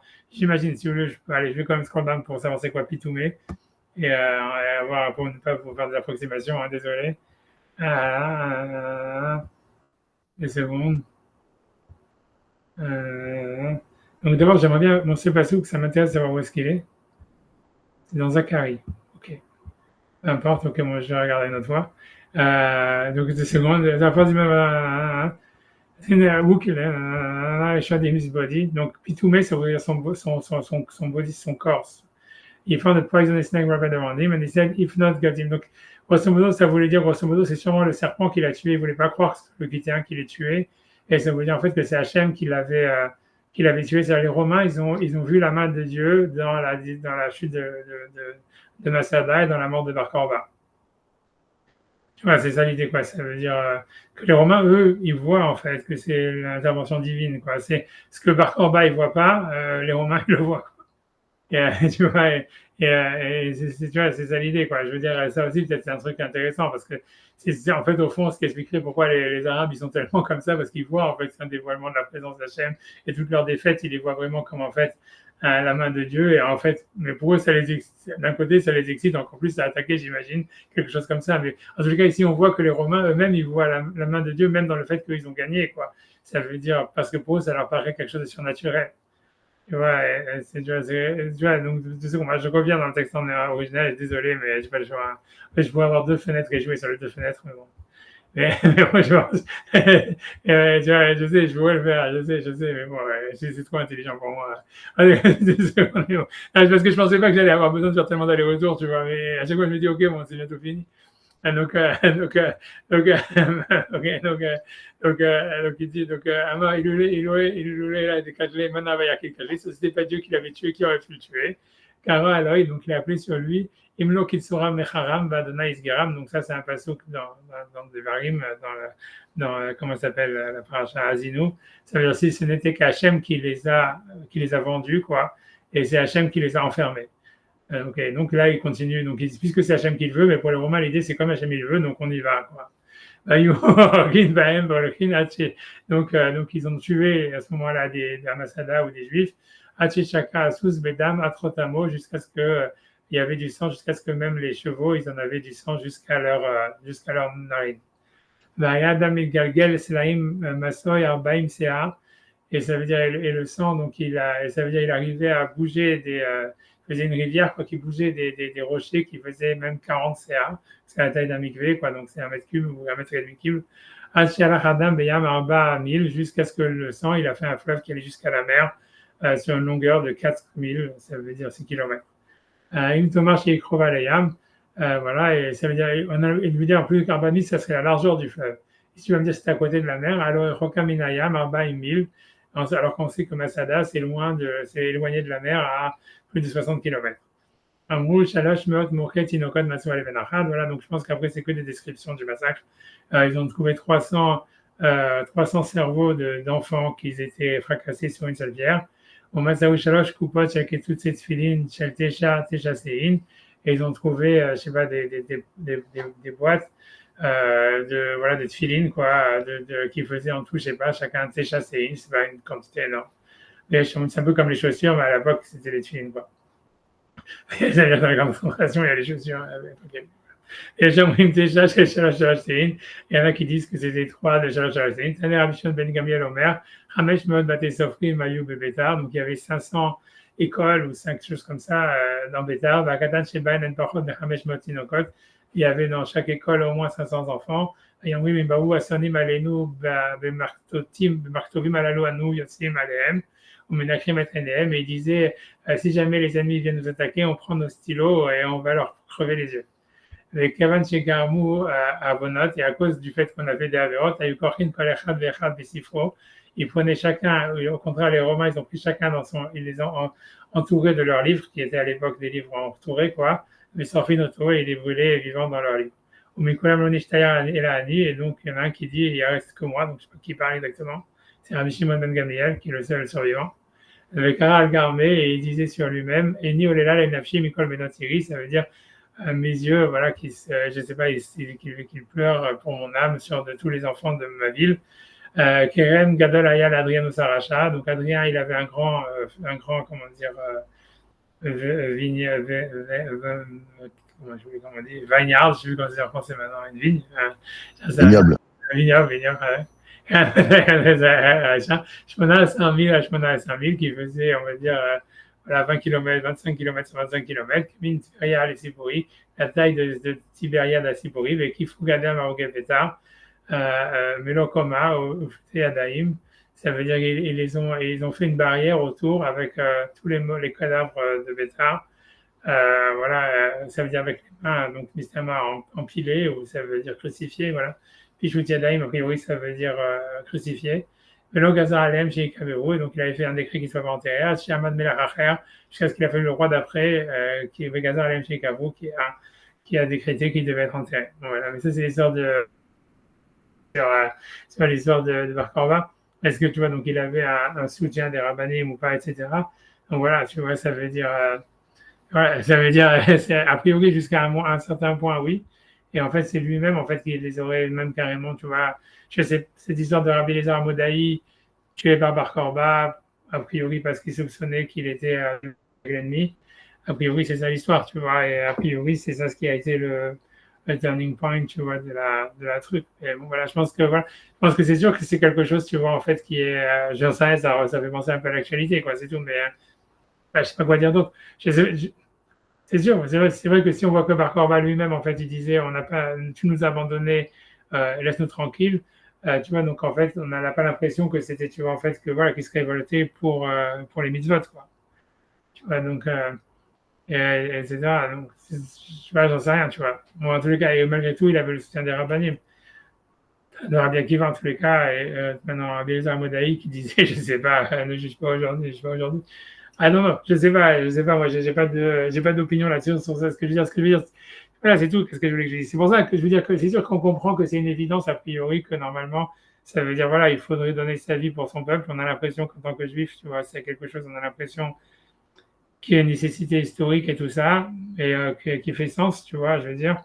mais la question de savoir c'est halakhiquement et d'après la Torah comment ça fonctionne, tu vois. Et ça a été le problème. Moi, je me rappelle, tu vois, de Rabbi Yaakov Elgano Zatzal, qu'à chaque fois, tu vois, que lui disait, ouais, que Yom Ha'atzmaut, il fallait, donc lui était super antisioniste et tout ça. Mais parce que tu vois, parce qu'il disait, ouais, parce qu'il disait, voilà, regarde tout le nombre de juifs qui sont morts pour un drapeau, tu vois, et pour lui, ça faisait pas de sens de mourir pour un drapeau. Tu vois, ça veut dire, c'était ça, tu vois, l'histoire que lui disait, tu vois, et je comprends, tu vois, franchement, tu vois, ça veut dire, voilà, parce qu'il y a cette Gemara, tu vois, tu vois, elle est particulièrement hors sujet, mais moi, d'un côté, ça me lie au sujet de la semaine dernière, mais tu vois, mais ça veut dire, je sais pas comment dire, tu vois, ça veut dire, la Gemara, elle semble dire clairement, tu vois, c'est comme il dit Rashi, tu vois que voilà, qu'il y a quelque chose qui est de mourir pour son peuple, etc., et que le peuple d'Israël, il a son importance indépendamment de la Torah, et que même ça justifierait, tu vas donner sa vie pour ça. Maintenant, la question à savoir, c'est d'où ça sort, tu vois, ça veut dire comment, pourquoi. Ça s'appelle le non-juif.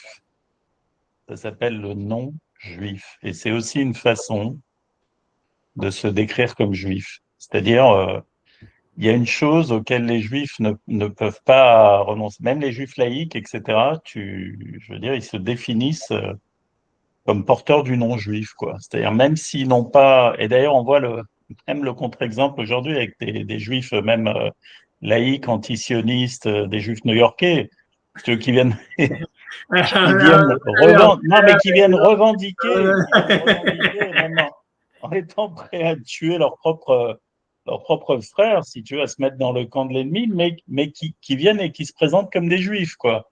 Donc il y a une dimension, c'est Milner qui avait fait une analyse là-dessus sur je veux dire les catégories, c'est comme ça qu'il définit.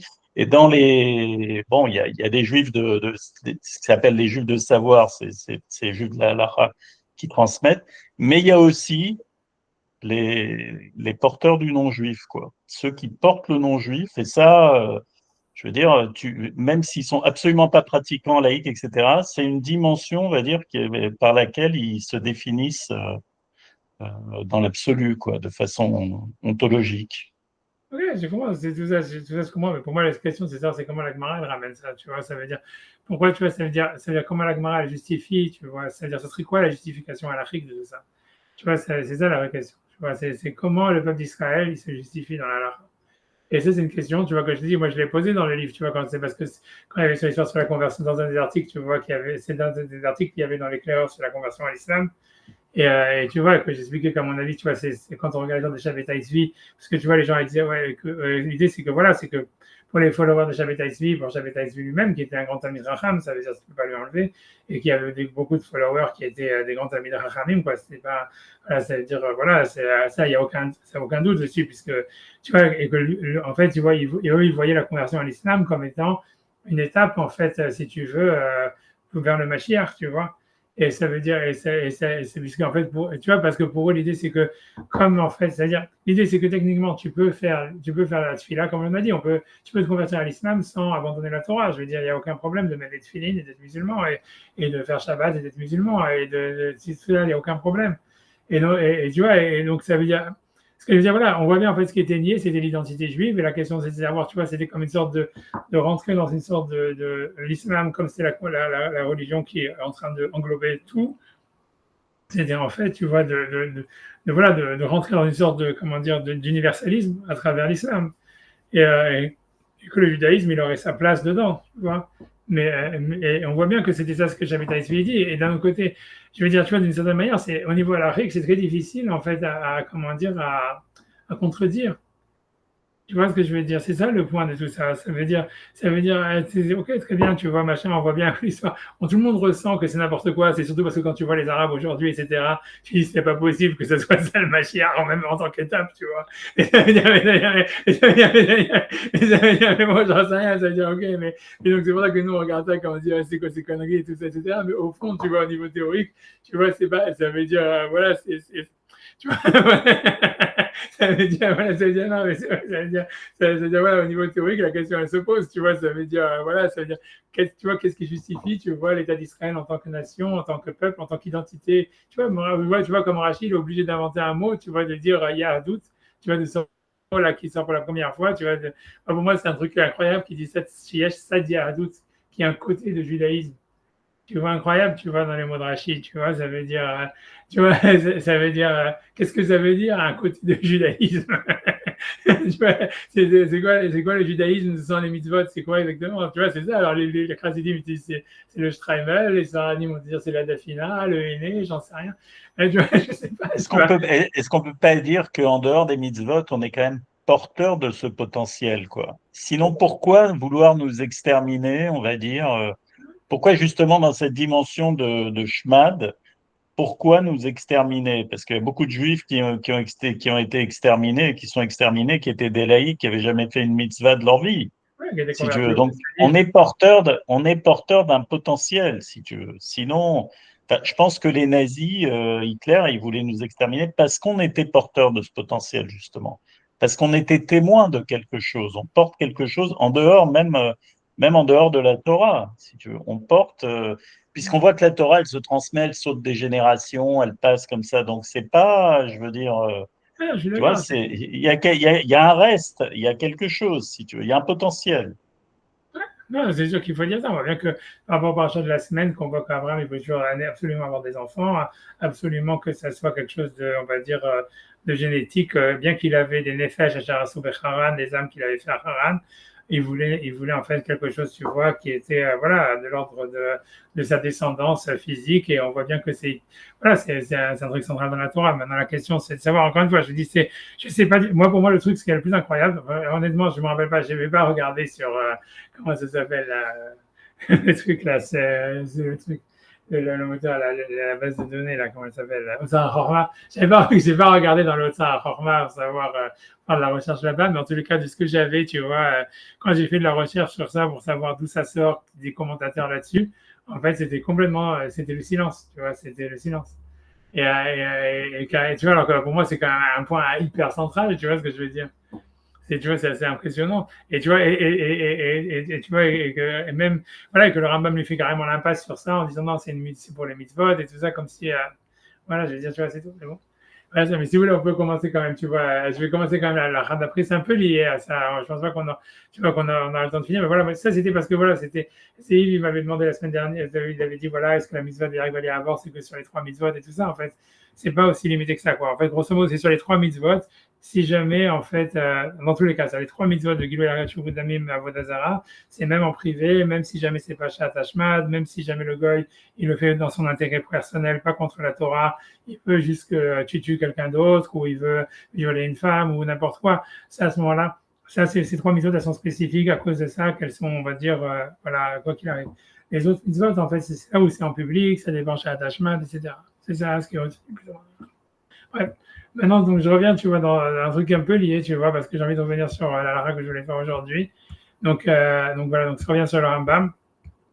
Donc après, donc le Rambam, il avait donc lui expliqué qu'un non-juif, il appelle la mitzvah de Kiddush Hashem, et que donc lui, sa vie, elle prend précédence à n'importe quelle mitzvah, même si c'est pour tuer quelqu'un d'autre, etc. Donc, comme je dis, donc en fait, ce qu'il veut dire par là, c'est grosso modo ce qui sort, c'est que pour Maïmonide, et ça semble, tout le monde est d'accord avec lui, en tous les cas sur cette halakha, il semblerait que, encore une fois, les 7 mitzvot de Noir, c'est un humanisme, et qu'en fait, la Torah, elle est un humanisme pour les goyim, quoi.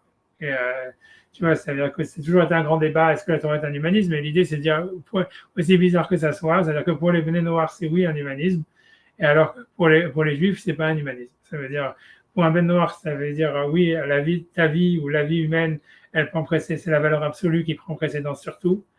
Mais pour un juif, c'est différent. Je vais pas, tu vois, j'ai pas envie, tu vois, je sais pas, je pourrais parler encore dessus là-dessus beaucoup, mais tu vois, ça veut dire moi, je peux élaborer un petit peu, j'en sais rien, tu vois, mais bien que parce que pour moi, à mon avis, c'est un des trucs, tu vois, que je pense que c'est vraiment la différence entre Noach et Abraham. Ça veut dire que, tu vois, c'est jamais. Après, et à mon avis, peut-être, tu vois, ça m'a permis un peu de revoir un petit peu, tu vois. Ça veut dire d'être un peu d'accord avec ce que Rosenzweig disait sur l'étoile de la rédemption, mais je pense, et qu'en fait, qu'il a vu juste sur quelque chose, tu vois. Mais ça veut dire, ce que je veux dire par là, c'est comme ça, c'est que il y a un truc, tu vois, ça veut dire, et pour moi, c'est lié à ça, c'est que l'idée, c'est comme ça, c'est que, est-ce qu'il y a un truc, il y a une question, tu vois, de Nachmanide sur quand on a la parole de l'Arlecha, et où il dit, tu vois, c'est-à-dire que Hachem, il dit à Abraham, il dit, Vayomer Hachem el Abraham, Lech lecha me'artzecha, pars pour toi de ton pays, vers la terre que je te montrerai, etc. Et alors qu'il y a plein de questions déjà du fait qu'Abraham était déjà en chemin pour aller en Israël avant, etc., puisqu'il était à Haran, qu'il était déjà à la frontière, etc. Il était clairement marqué dans les psukim d'avant qu'il y allait, peu importe l'histoire. Mais ce que le Narman, il demande, il dit en fait, mais pourquoi, normalement, à chaque fois que Hachem il fait des promesses à Abraham en disant tu vas être une beracha, je vais agrandir ta descendance, tu vas bénir tous les peuples des nations, etc. Mais si tu veux, il n'y a aucune condition qui est mise là-dedans. Il lui dit simplement tu vas là-bas et tout ça, ça va t'arriver. Il dit dans toute la Torah, on ne voit jamais un truc comme ça. Quand tu regardes dans toute la Torah, tu vois toujours les bénédictions, elles sont toujours sous condition de si tu fais ça, tu fais les mitzvot, tu fais ça, alors je te bénirai, je te donnerai ça, blablabla. Et en plus, il dit dans la Torah, c'est jamais mentionné en fait que Avram, il était un tzaddik ou quelque chose comme ça. Tu vois, contrairement à Noach, on te dit, avant qu'Hachem lui parle, lui dit, et Marc, on nous dit, Noach, Ish tzaddik tamim aya bedorotav, c'est un homme juste, parfait dans sa génération. Et Elohim et Noach, ça veut dire Noach, il allait dans le chemin de Dieu. Et après ça, on te dit, Hachem, il dit à Noach, voilà, la fin des trucs. Et avant de s'adresser, en fait, à Noach, on nous dit, en fait, qu'il avait les mérites, si tu veux. Il y a une sorte de mérite qui justifie qu'Hachem, il s'adresse à lui et qu'il veut le sauver, etc. Et on dit, c'est un tzaddik, t'as mis mes alors que ça, vraiment, on dit jamais à ce moment-là, en tout cas, que c'est un tzaddik, ni qu'il a aucun mérite pour ça. Et la bracha lui donnait sans aucune condition, rien faire juste ce qu'il doit, c'est ce qu'il doit faire, c'est aller en Israël. Et tu vois, et ça veut dire, et là, c'est super, c'est une vraie question, en vérité, tu vois, c'est une super question, tu vois, ça veut dire, et en fait, si tu veux, ce qui est super intéressant, c'est que Narmanide, il dit un truc, la réponse, tu vois, le Maral, il donne une réponse qui est, à mon avis, faible, tu vois, ça veut dire, grosso modo, le Maral, il veut dire, je dis, c'est la réponse du Maral, qui lui dit, non, c'est vrai, en fait, que Abraham, peut-être qu'il n'avait pas les mérites, qu'il n'avait aucun mérite, ni quoi que ce soit, mais c'était en fait la destinée du peuple d'Israël devait s'accomplir, quoi qu'il arrive. Et si tu veux, Hachem, il donnait à Abraham la possibilité d'être l'instrument à travers lequel ça allait se produire. Tu vois. Et donc, tu vois, ça marche quand cette histoire-là. C'est-à-dire, tu vois, il y a un déroulement de l'histoire et le juif, en fait, il est dans le déroulement de l'histoire. Et en fait, si tu veux, c'est comme si, tu vois, mais voilà, Abraham, c'est le premier qui a choisi d'être le support physique, en fait, de cette déroulement historique, etc. Moi, je trouve ça très faible parce qu'en fait, tu vois, même le Maral lui-même, je pense qu'il n'est pas content de sa réponse. Parce que tu vois, on dit toujours que nous, on est sauvés par le mérite d'Abraham, Isaac et Jacob. On dit jamais le contraire. On dit pas, non, c'était eux des citoyens lambda et l'histoire devait s'accomplir, etc., etc. Tu vois, ça veut dire, tu vois, tous les psukim disent le contraire de ça. Tu vois ce que je veux dire, grosso modo. Tu vois, ça veut dire. Bref, il y a plein de. Voilà, à mon avis, tu vois, je sais pas, même le Maral, j'ai pas l'impression qu'il est très content là-dedans. Et c'est pas le sujet de le faire, mais c'est parce que moi, je vais expliquer, en fait, pourquoi, c'est quoi la différence entre un juif et un goy, tu vois, à mon avis, tu vois, est-ce que c'est un humanisme ou pas. Mais tu vois, et le Ramban, il dit un truc complètement loufoque, et c'est pour ça que ça m'a beaucoup plu. Tu vois, c'est parce qu'il dit comme ça, tu vois, ça veut dire, il dit un truc a priori qui fait aucun sens. Il dit, ouais, en fait, la bracha, la bracha, c'est pas Hachem qui va te bénir ni rien. C'est parce que tu vas être une bracha, ça veut dire, en fait, tout le monde va t'aimer. Ça veut dire, grosso modo, il lui dit, en fait, tu vois, là, tu étais en Mésopotamie et tout ça, etc. Les mecs, ils ont essayé de te tuer, ils t'envoyaient dans le fourneau, machin, et tout ça, etc. Tu vas arriver en Israël, et tu vas pas avoir de tentative d'assassinat contre toi. Ça veut dire, tu vas être là-bas, tu vas être tranquille, tu vois. Ça veut dire, grosso modo, c'est ça l'histoire. Personne ne va venir te tuer là-bas. Et au contraire, tu vois, les gens, ils vont te bénir. Tu vois, ça, c'est ce que Narmanide dit, c'est ça la bracha, tu vois, c'est ça. C'est pas qu'Hachem, il lui dit, c'est pas une promesse, si tu veux, qu'Hachem lui dit, tu vas avoir des enfants, parce que tu vas aller en Israël, tu vas avoir des enfants, tu vas avoir une condescendance. Non, c'est comme ça, c'est en Israël, tu vas voir, ça va marcher, tu vas y aller, tu vas voir, ça va marcher. Et tu vois, et moi, je me suis dit, ok, mais c'est quoi cette histoire, tu vois, ça veut dire, parce que tu vois, au fond, tu vois, Abraham, quand il va en Israël, il fait que des magouilles, tu vois, ça veut dire, et tu vois, il fait passer un pour sa sœur, c'est comme ça qu'il fait sa thune, il fait que des conneries, tu vois, grosso modo. Et tu vois, et c'est vrai qu'à la fin, tout le monde, d'une manière bizarre, tout le monde le bénit, tu vois, c'est-à-dire, on lui donne de la thune, la vie mérite de la thune, tout le monde lui donne de la thune, il fait des arnaques et on lui donne de la thune et il est content, tu vois. Mais ça veut dire, mais tu vois, je me suis dit, mais c'est quoi, tu vois, c'est quoi tout ça, ça veut dire. Parce que qu'est-ce qu'il faisait en Mésopotamie alors, tu vois, et tu vois, et en fait, quand tu regardes l'histoire, c'est que, parce que si tu regardes la différence, tu vois, en fait, de ce qui se passait en Mésopotamie et ce qui se passe en Israël, en fait, c'est clair qu'Abraham, en fait, il a changé c'est ça ce que le Ramban il veut dire. C'est-à-dire qu'en Mésopotamie, tu vois, en fait, il y a des mecs, on dit, est un effet Shacharasu Becharan, c'est-à-dire qu'il a des followers qu'on considère que c'est même comme si c'était les âmes qui l'avaient faites. Donc ça veut dire grosso modo que les mecs, ils étaient, tu vois, ils le suivaient, tu vois, à vie ou à la mort, tu vois, un peu comme les mecs de Bar Korba et tout ça. Et d'un autre côté, il avait des mecs qui voulaient le tuer, quoi, comme Nimrod et tout ça, etc. Ça veut dire qu'il était super clivant, quoi, grosso modo. Et en fait, à mon avis, tu vois, la seule manière d'expliquer justement, tu vois, qu'il était clivant, c'est parce que, tu vois, il faisait un peu comme Noir, tu vois, à mon avis, c'est Ish Sadik Tamim Bedorotav, ça veut dire grosso modo qu'il essayait d'expliquer à tout le monde ce qu'il pensait, il était straightforward, tu vois, il allait direct à qu'est-ce qu'il pensait, donc il y a des mecs qui étaient d'accord, des mecs qui n'étaient pas d'accord, et ça donnait le résultat qu'il y avait, quoi. Et Hachem lui dit non, mais va en Israël, tu vois. Et là-bas, tu vois, ça veut dire arrête de, tu vois, si tu veux, tu vois, de philosopher ou peu importe, ou de faire la morale ou d'avoir un chemin, tu vois, comme Noir de la rectitude. Et va plutôt, tu vois, dans le chemin, tu vois, ça veut dire pas de la magouille, mais un petit peu, tu vois, un truc comme ça, tu vois. Ça veut dire, oui, tu vois, ça veut dire arrête, parce que tu vois, en fait, qu'Abraham, à partir du moment où il va en Israël, il arrête si tu veux, d'être dogmatique, si tu veux. Il est, tu vois, ça veut dire, il devient pragmatique, tu vois, dans ce monde tu vois, si tu veux, dans ce monde comme ça de la magouille. Il sort, si tu veux, du dogmatisme pour entrer dans une sorte d'histoire. Tu vois, c'est très tu vois, j'ai beaucoup de choses à dire. Je pourrais allonger là-dessus beaucoup, mais ça veut dire grosso modo ce que je veux dire. Quand tu comprends l'histoire, c'est quand tu vois l'histoire, c'est qu'à partir d'Abraham, on rentre, tu vois la bracha, en fait, tu vois que la bracha, elle est toujours liée à la ruse. Tu vois, ça veut dire Abraham, il reçoit la bracha de Pharaon et d'Abimelech en faisant passer sa femme pour sa sœur. Tu vois, ensuite, tu vois Yaakov, il reçoit la bracha en se faisant passer pour son frère. Tu vois, c'est que des magouilles. Et tu vois, et ça veut dire, et parce que tu vois, mais si tu veux, et si tu veux, on sent que la bracha, tu vois, elle vient dans cette, et si tu veux, si tu veux, si tu veux, bref, tu vois, mais et ça veut dire grosso modo, mais voilà, mais ce que je veux dire pour moi, ça veut dire en fait c'est dans le mélange, grosso modo, mais à mon avis c'est ça la différence, tu vois, c'est-à-dire que comme si tu veux Pharaon, c'est comme si pour dire pour moi l'histoire c'est que Abraham il est dans le futur, quand tu es dans le futur, tu es dans les magouilles.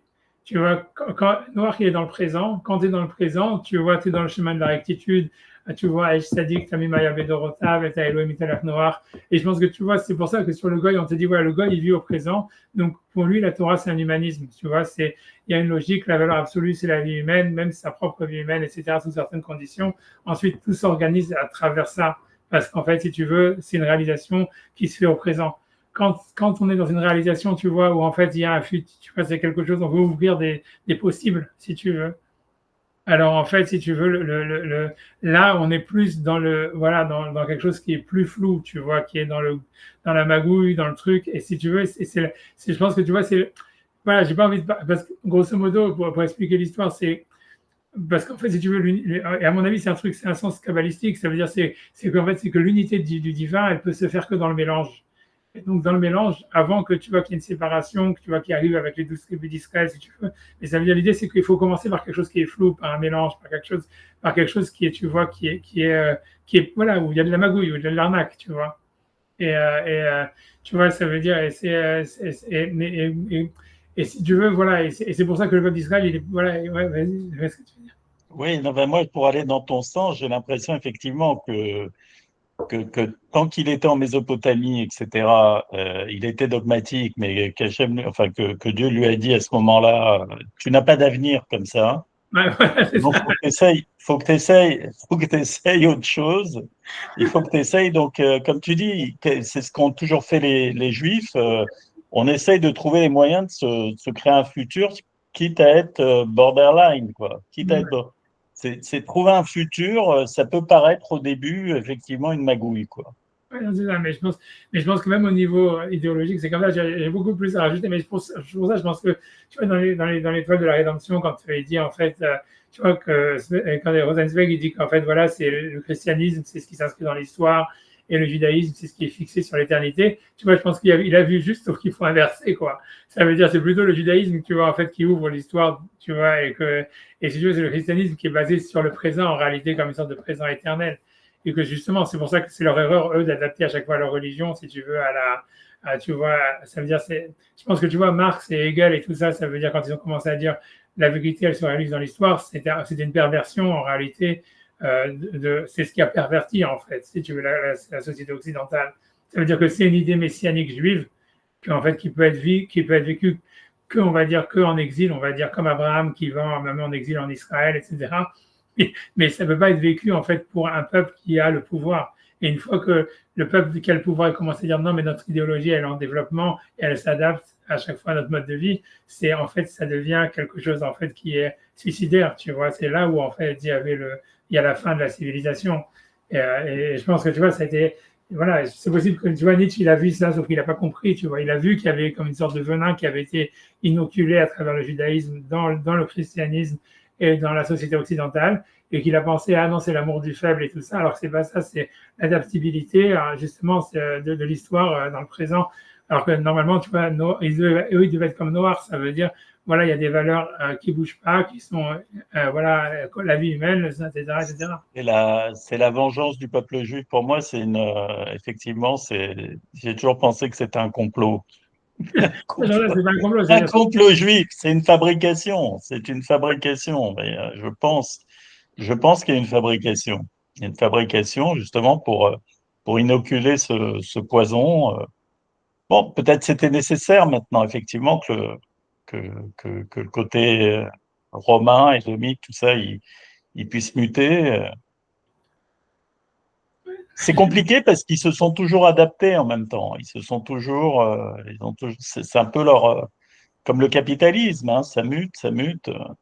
Ils ouais, s'adaptent aussi à leur façon, ouais, mais ça veut dire qu'ils auraient dû garder, tu vois, comment dire, une sorte de, tu vois, en gardant une dialectique avec les Juifs, en gardant une dialectique avec les Juifs. C'est pour ça qu'ils ont besoin de nous aussi. On ne sait pas trop comment ça fonctionne en vérité. ouais, non, je sais. En tous les cas, comment ça fonctionne, j'en sais rien, mais comment ça aurait dû fonctionner, ça, on sait. Ça veut dire que, tu vois, ils auraient dû garder, si tu veux, un centre de gravité qui est basé sur les chéramides des Noirs, qui sont en réalité, tu vois, et en fait, les chéramides des Noirs, elles se résument à un seul principe, qui est, tu vois, ça veut dire, ça veut dire la primauté absolue de la vie humaine, tu vois. D'où tu vois l'idée, tu vois, de garder la reproduction, d'où l'idée, tu vois, de pas d'euthanasie, d'où l'idée de tous ces trucs-là, tu vois puisqu'en fait, tu vois, c'est la création de la vie, etc.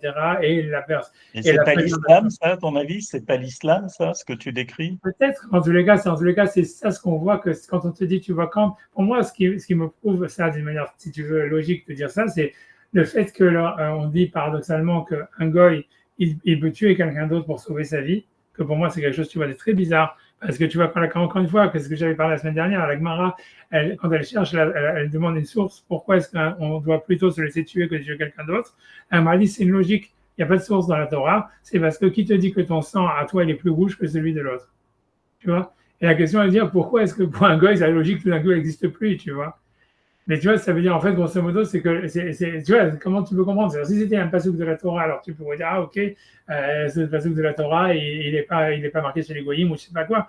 Mais si on te dit non, c'est une logique, on n'a pas besoin de source, et après on te dit que chez les Shivamim de Noir, c'est la logique, elle donne le contraire. Tu vois, ça veut dire qu'en fait, clairement, c'est là où le repère orthonormé où tu fais commencer ta logique, il est ailleurs, tu vois. C'est-à-dire le centre, il est ailleurs.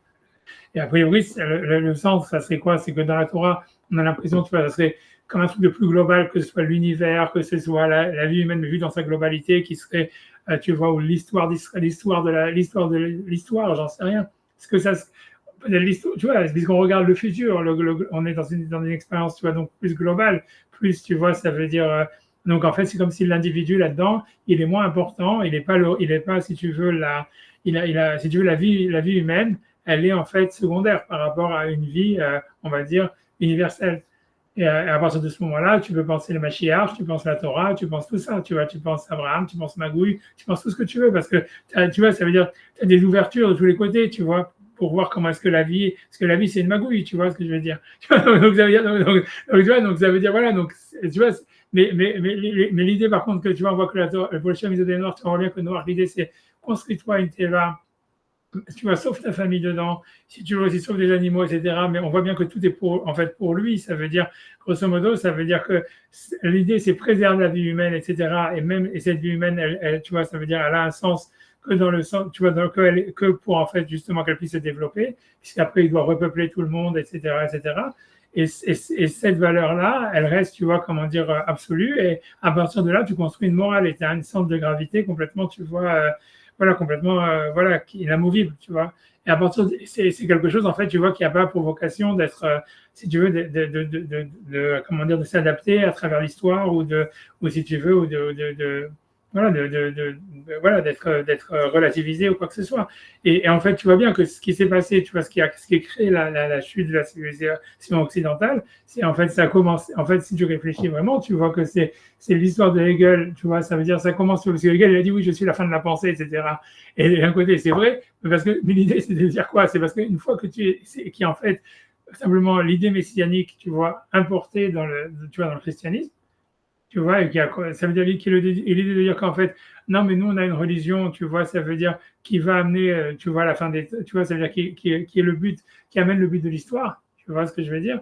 Et donc ça veut dire, et ça, c'est pas pensable quand tu es pas en exil, tu comprends? Ça veut dire, ta religion, elle peut devenir, tu vois, Abraham, il va en Israël, mais il doit partir en exil, tu vois, on voit bien que l'idée, c'est partir de l'endroit où il est né, partir de là où est-ce qu'il a grandi pour aller dans un pays étranger, même quand il se dans la paracha de la semaine, Hachem lui dit gour, ça veut dire sois étranger dans ce pays, reste-y, mais tu restes étranger, donc il y a un côté d'exil, tu vois. C'est comme, tu vois, puisque c'est possible que Israël, ça soit le summum de l'exil, parce que c'est un pays où il n'y a rien, on va dire, tu vois. Ça veut dire que c'est possible que ça soit ça le chat, tu vois. Tu vois,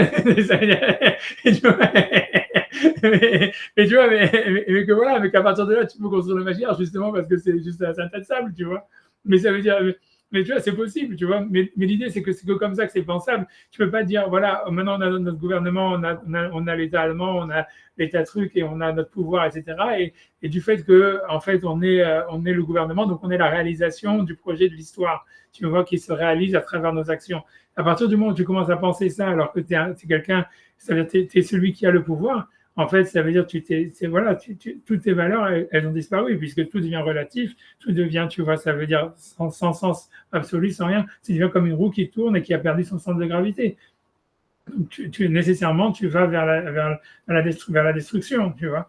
Et ça, c'est clair qu'en fait, c'est vrai qu'ils l'ont pris du judaïsme, mais à mon avis, si tu veux, ça avait déjà commencé. Ça veut dire, là, historiquement, c'est venu, historiquement, c'est venu du protestantisme. Ça veut dire, c'est comme le protestantisme, il s'est vu comme tu vois, un progrès par rapport au catholicisme, de dire en fait, c'est pour ça que cette pensée elle est venue de l'Allemagne et tout ça et des pays protestants. C'est parce qu'ils se sont vus comme eux étant la continuation du catholicisme et étant eux ceux qui allaient justement réformer, donc être un progrès. Donc ça voulait dire que l'histoire elle avance et que leur valeur elle symbolise la vérité qui est en train d'advenir, tu vois, d'exister. Donc, si tu veux, ils étaient déjà mis, tu vois, si tu veux, ils avaient déjà sorti, ils étaient sortis si tu veux, je sais pas comment dire, tu vois, du centre de gravité, quoi. Et à partir de ce moment-là, c'était déjà fini, quoi, grosso modo. Ça veut dire, voilà, c'est tout. Mais en fait, c'est sûr qu'à la base, c'est le judaïsme qui a donné la batterie pour faire avancer la roue dans le mauvais sens, quoi, on va dire. Et c'est tout. Et je pense que voilà, et c'est tout. Et je pense que Nietzsche, il avait vu ça, etc. Et même Hitler, il a vu ça, sauf qu'ils n'ont pas compris, tu vois, d'où ça venait. Eux, ils croyaient qu'en fait, c'était le côté en fait qu'il fallait détruire, c'était justement l'amour du faible ou des choses comme ça, tu vois, et l'importance de la vie humaine.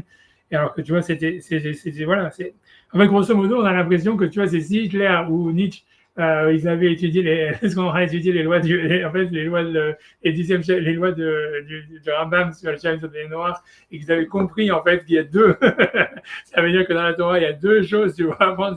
Il y a l'humanisme et que et qu'ensuite il y a une autre loi pour celui qui est en exil et que c'est une autre valeur et qu'ils auraient vu la distinction, tu vois, clairement en fait, si tu veux, que l'avènement messianique c'est un avènement en réalité qui vient de l'exil, c'est un avènement qui ne voilà, grosso modo, ça veut dire Israël peut être le support du Mashiach que parce que tout le monde est contre lui, grosso modo. Si Israël, c'est la première puissance du monde et tout ça, etc., il ne peut plus être Mashiach, tu comprends? Ça veut dire c'est parce qu'ils ont une position de faiblesse, etc., qu'ils sont encore en exil dans leur pays, qu'ils reçoivent des bombes tous les jours, etc., qu'ils peuvent être l'avènement messianique, tu vois, ça veut dire, parce que l'avènement messianique, c'est quelque chose qui vient d'une position de non-pouvoir, tu vois, tu vois, ou d'encontre, de magouille, comme Abraham, tout ça, tu vois, ça veut dire, tu vois, du type qui essaye de s'adapter, tu vois, qui est pas du mec qui domine, tu vois. Et pour celui qui domine, c'est comme Noir, qui lui, il doit en fait axer en fait ses valeurs sur l'idée de la vie humaine comme étant, tu vois, une valeur absolue, tu vois. et au présent et comme étant, et tu vois, c'est ça, voilà, c'est tout ce que je veux dire, c'est ce qu'on voit de cette histoire des chiens avec le noir.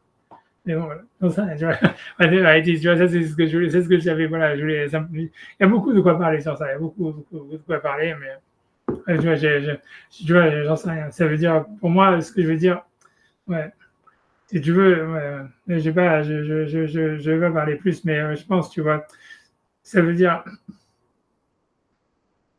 je vais parler plus. Mais, Et autant dire tout ce que tu as à dire. Là, il nous reste, ok, vraiment, il d'accord, nous reste c'est un ce que j'allais quart dire, d'heure.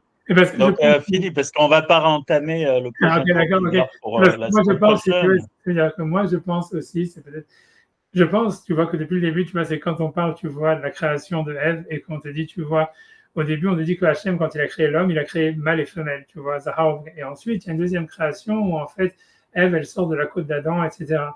Et en fait, tu vois, quand tu regardes dans la Gemara, elle dit, mais pourquoi est-ce que Hachem, il a dû endormir Adam pour lui prendre sa côte, etc. C'était une magouille, c'est un vol, tu vois. Et la Gemara, si tu veux, elle admet ça. Et je pense, tu vois, qu'en réalité, ça commence déjà depuis, tu vois, ça veut dire que même déjà dans la création d'Adam et Ève, etc., il y a comme s'il y a déjà deux versions, tu vois. Il y a la version, tu vois, où en fait c'est créé mâle et femelle, tu vois, absolue, où en fait il n'y a pas de possibilité de procréer réellement, mais il y a en fait une sorte d'harmonie absolue. Et tu vois, et c'est exactement, tu vois, ce que quand Abraham il dit aussi à Sarah, c'est ma sœur. Ça veut dire, ça fait référence à cette création de la Ève originelle où il n'y a pas de possibilité de création, mais il y a une harmonie absolue. Versus, tu vois, le fait de dire c'est ma femme, ça veut dire en fait, c'est quelque chose, tu vois, déjà, on est dans une sorte de magouille, tu vois, ça veut dire on doit s'endormir pour la prendre, etc., et machin, blablabla. Et que, en fait, tu vois, mais que la création, elle est possible par rapport à ça, tu vois, ça veut dire, c'est ça ce qui entraîne qu'il peut y avoir une naissance, qu'il peut y avoir des enfants, qu'il peut y avoir, tu vois, ça veut dire, et en fait, c'est double, si tu veux, cette double existence, cette double manière d'exister, tu vois, qui serait une manière, tu vois, qui est au présent, tu vois, où tout est statique, tu vois, qu'en fait, c'est l'histoire de Noir, et que, tu vois, à mon avis, c'est lié au Shem Yudke Vavke, tu vois, et qui s'oppose, tu vois, à l'autre nom où il y a la bracha, quand tu regardes dans la Kabbalah, il te dit c'est le Shem Al-Adnut, Aleph Dalet Nun Yud, tu vois, qui veut dire en fait qu'il y a un jugement et ensuite il y a une expansion dans le 10, tu vois, ça veut dire grosso modo qu'il y a du 1, il y a une pluralité de bracha qui sort, ça veut dire grosso modo que c'est lié au nom de la bracha, quoi, grosso modo. Tu regardes dans la Kabbalah, c'est lié à cette deuxième création de Ève, tu vois, cette deuxième relation entre, tu vois, si tu veux, qu'il peut y avoir entre le spirituel ou le matériel, ou entre, tu vois, entre Adam et Ève, et c'est ça, si tu veux, ça veut dire, c'est ça l'arnaque, tu vois, ça veut dire, je pense que, tu vois, c'est ça quand Abraham, il joue, tu vois, ça veut dire, ce que je veux dire par là, c'est que, tu vois, ça veut dire, si tu veux, la ruse d'Abraham, de dire c'est ma sœur, alors que c'est sa femme, si tu veux, ça veut dire grosso modo, en fait, c'est comme si on rusait en disant, voilà, je suis dans une relation audive, ça veut dire à la création où tout le monde, il est dans l'harmonie, et si tu veux, Dieu est présent, il n'y a rien à créer, etc., il n'y a rien à faire advenir. Et ça, en fait, ça serait une sorte d'aspect, tu vois, qu'on fait montrer, alors qu'en réalité, on veut créer quelque chose, tu vois, et qu'on est plutôt dans un truc on veut créer quelque chose, tu vois, un peu comme Bar Korba, il dit, ne nous emmerde pas et laisse-nous faire, tu vois. Et qu'en fait, on est obligé de dire à Dieu, non, non, ça veut dire, en fait, tu es notre frère, on est en harmonie, tu vois. Et il y a de l'autre côté, si tu veux, parce que pour moi, pour revoir dans la paracha de la semaine, l'arnaque de Yaakov qui se transforme en Esav, c'est le contraire. C'est de dire, tu vois, quand Abraham il dit, voilà, c'est ma sœur, c'est une manière de dire, voilà, donc on a une relation complètement inoffensive, etc. Ça veut dire, on veut rien créer, on est complètement, tu vois, voilà, c'est l'amour, on va dire, sans, comment dire, voilà, je sais pas comment dire, platonique, on va dire, un truc comme ça. Et que quand Yaakov il dit, non, mais je suis Esav, ça veut dire, en fait, c'est moi le chasseur, c'est moi le truc, etc. C'est le contraire, c'est dit, non, ne crois pas que moi je suis un type, tu vois, complètement inoffensif et tout ça, etc. Non, je suis un chasseur, etc. Et il se déguise pour avoir la bracha. Dans les deux cas, c'est une manière d'avoir la bracha. Ça veut dire, tu vois, c'est comme si, en fait, tu vois, parce qu'en fait, moi, tu vois, ce que je comprends, c'est qu'on n'est pas, ça veut dire, voilà, et on est au milieu de tout ça. Ça veut dire, grosso modo, c'est dans la bracha. D'un côté, ça veut dire, on n'est ni, voilà, voilà, je vais pas dire plus que ça, mais ça veut dire grosso modo, ça veut dire on est dans une sorte d'ouverture de faille qu'il y a là-dedans. Ça veut dire, l'idée c'est qu'on peut pas parler, ça veut dire, en grosso modo, ça veut dire on est toujours nous-mêmes, on n'est pas dans une quête, on peut pas dire qu'on admet en fait, si tu veux, comment dire, l'harmonie qu'il y a dans le monde et vivre spirituellement dans le monde sans rien vouloir créer, si tu veux. Et d'un autre côté, on n'est pas vrai quand on dit, comme Bar Korba, je veux créer, et et je veux juste qu'Hachem me laisse tranquille, etc. Tu vois, en fait, on est ni là ni là, on est au milieu de ces deux. Dans les deux cas, il y a un déguisement, dans les deux cas, il y a une arnaque. Dans les deux cas, si tu veux, c'est comme si, tu vois, et c'est, ce qu'on veut, c'est quelque chose d'autre qui en fait, tu vois, qu'on ne peut pas exprimer, grosso modo. Et tu vois, c'est. Il faut arriver, il faut arriver, on va dire, à faire à créer une faille, à faire un écart. Ouais, Il faut donner un coup de canif. Mais j'allais dire, l'histoire du serpent, c'est pareil, pour faire avancer, ouais, c'est la magouille. il ruse, Voilà. il Et, magouille, et il et toi, trompe, et bon, ça donne des clalottes, a priori. oui, mais Ça se termine par des clalottes, là. mais tu vois, mais ce que je veux dire, et moi, pour moi aussi, la même chose avec Yaakov et c'est là, Rachel et là qui se font passer l'une pour l'autre, etc. C'est tout comme ça, tu vois, ça veut dire, parce que l'idée, c'est, tu vois, c'est qu'en fait, voilà, en fait, il n'y a jamais de, voilà, tu vois, mais je pense, en tout cas, moi, ce que je veux en tout cas par rapport à ça, c'est que je pense que ça, c'est vraiment la modalité, tu vois, du judaïsme. C'est pour ça que les juifs aiment faire des magouilles et tout ça, etc. C'est parce que, au fond, ça veut dire, la Torah, c'est une magouille, et c'est une magouille spirituelle. Et ça veut dire, et que, en fait, comment dire, l'avancement dans l'histoire, il peut venir que par des magouilles, tu vois, ça veut dire, il peut venir Alors, que on est les fils du serpent. peut-être, tu vois, c'est un peu ça, j'en sais rien, tu vois, mais je sais pas, tu vois, c'est possible, tu vois, on peut pas savoir. On dit, tu vois, que Noach, justement, lui, il venait pas du serpent, et sa femme, elle venait du serpent, etc.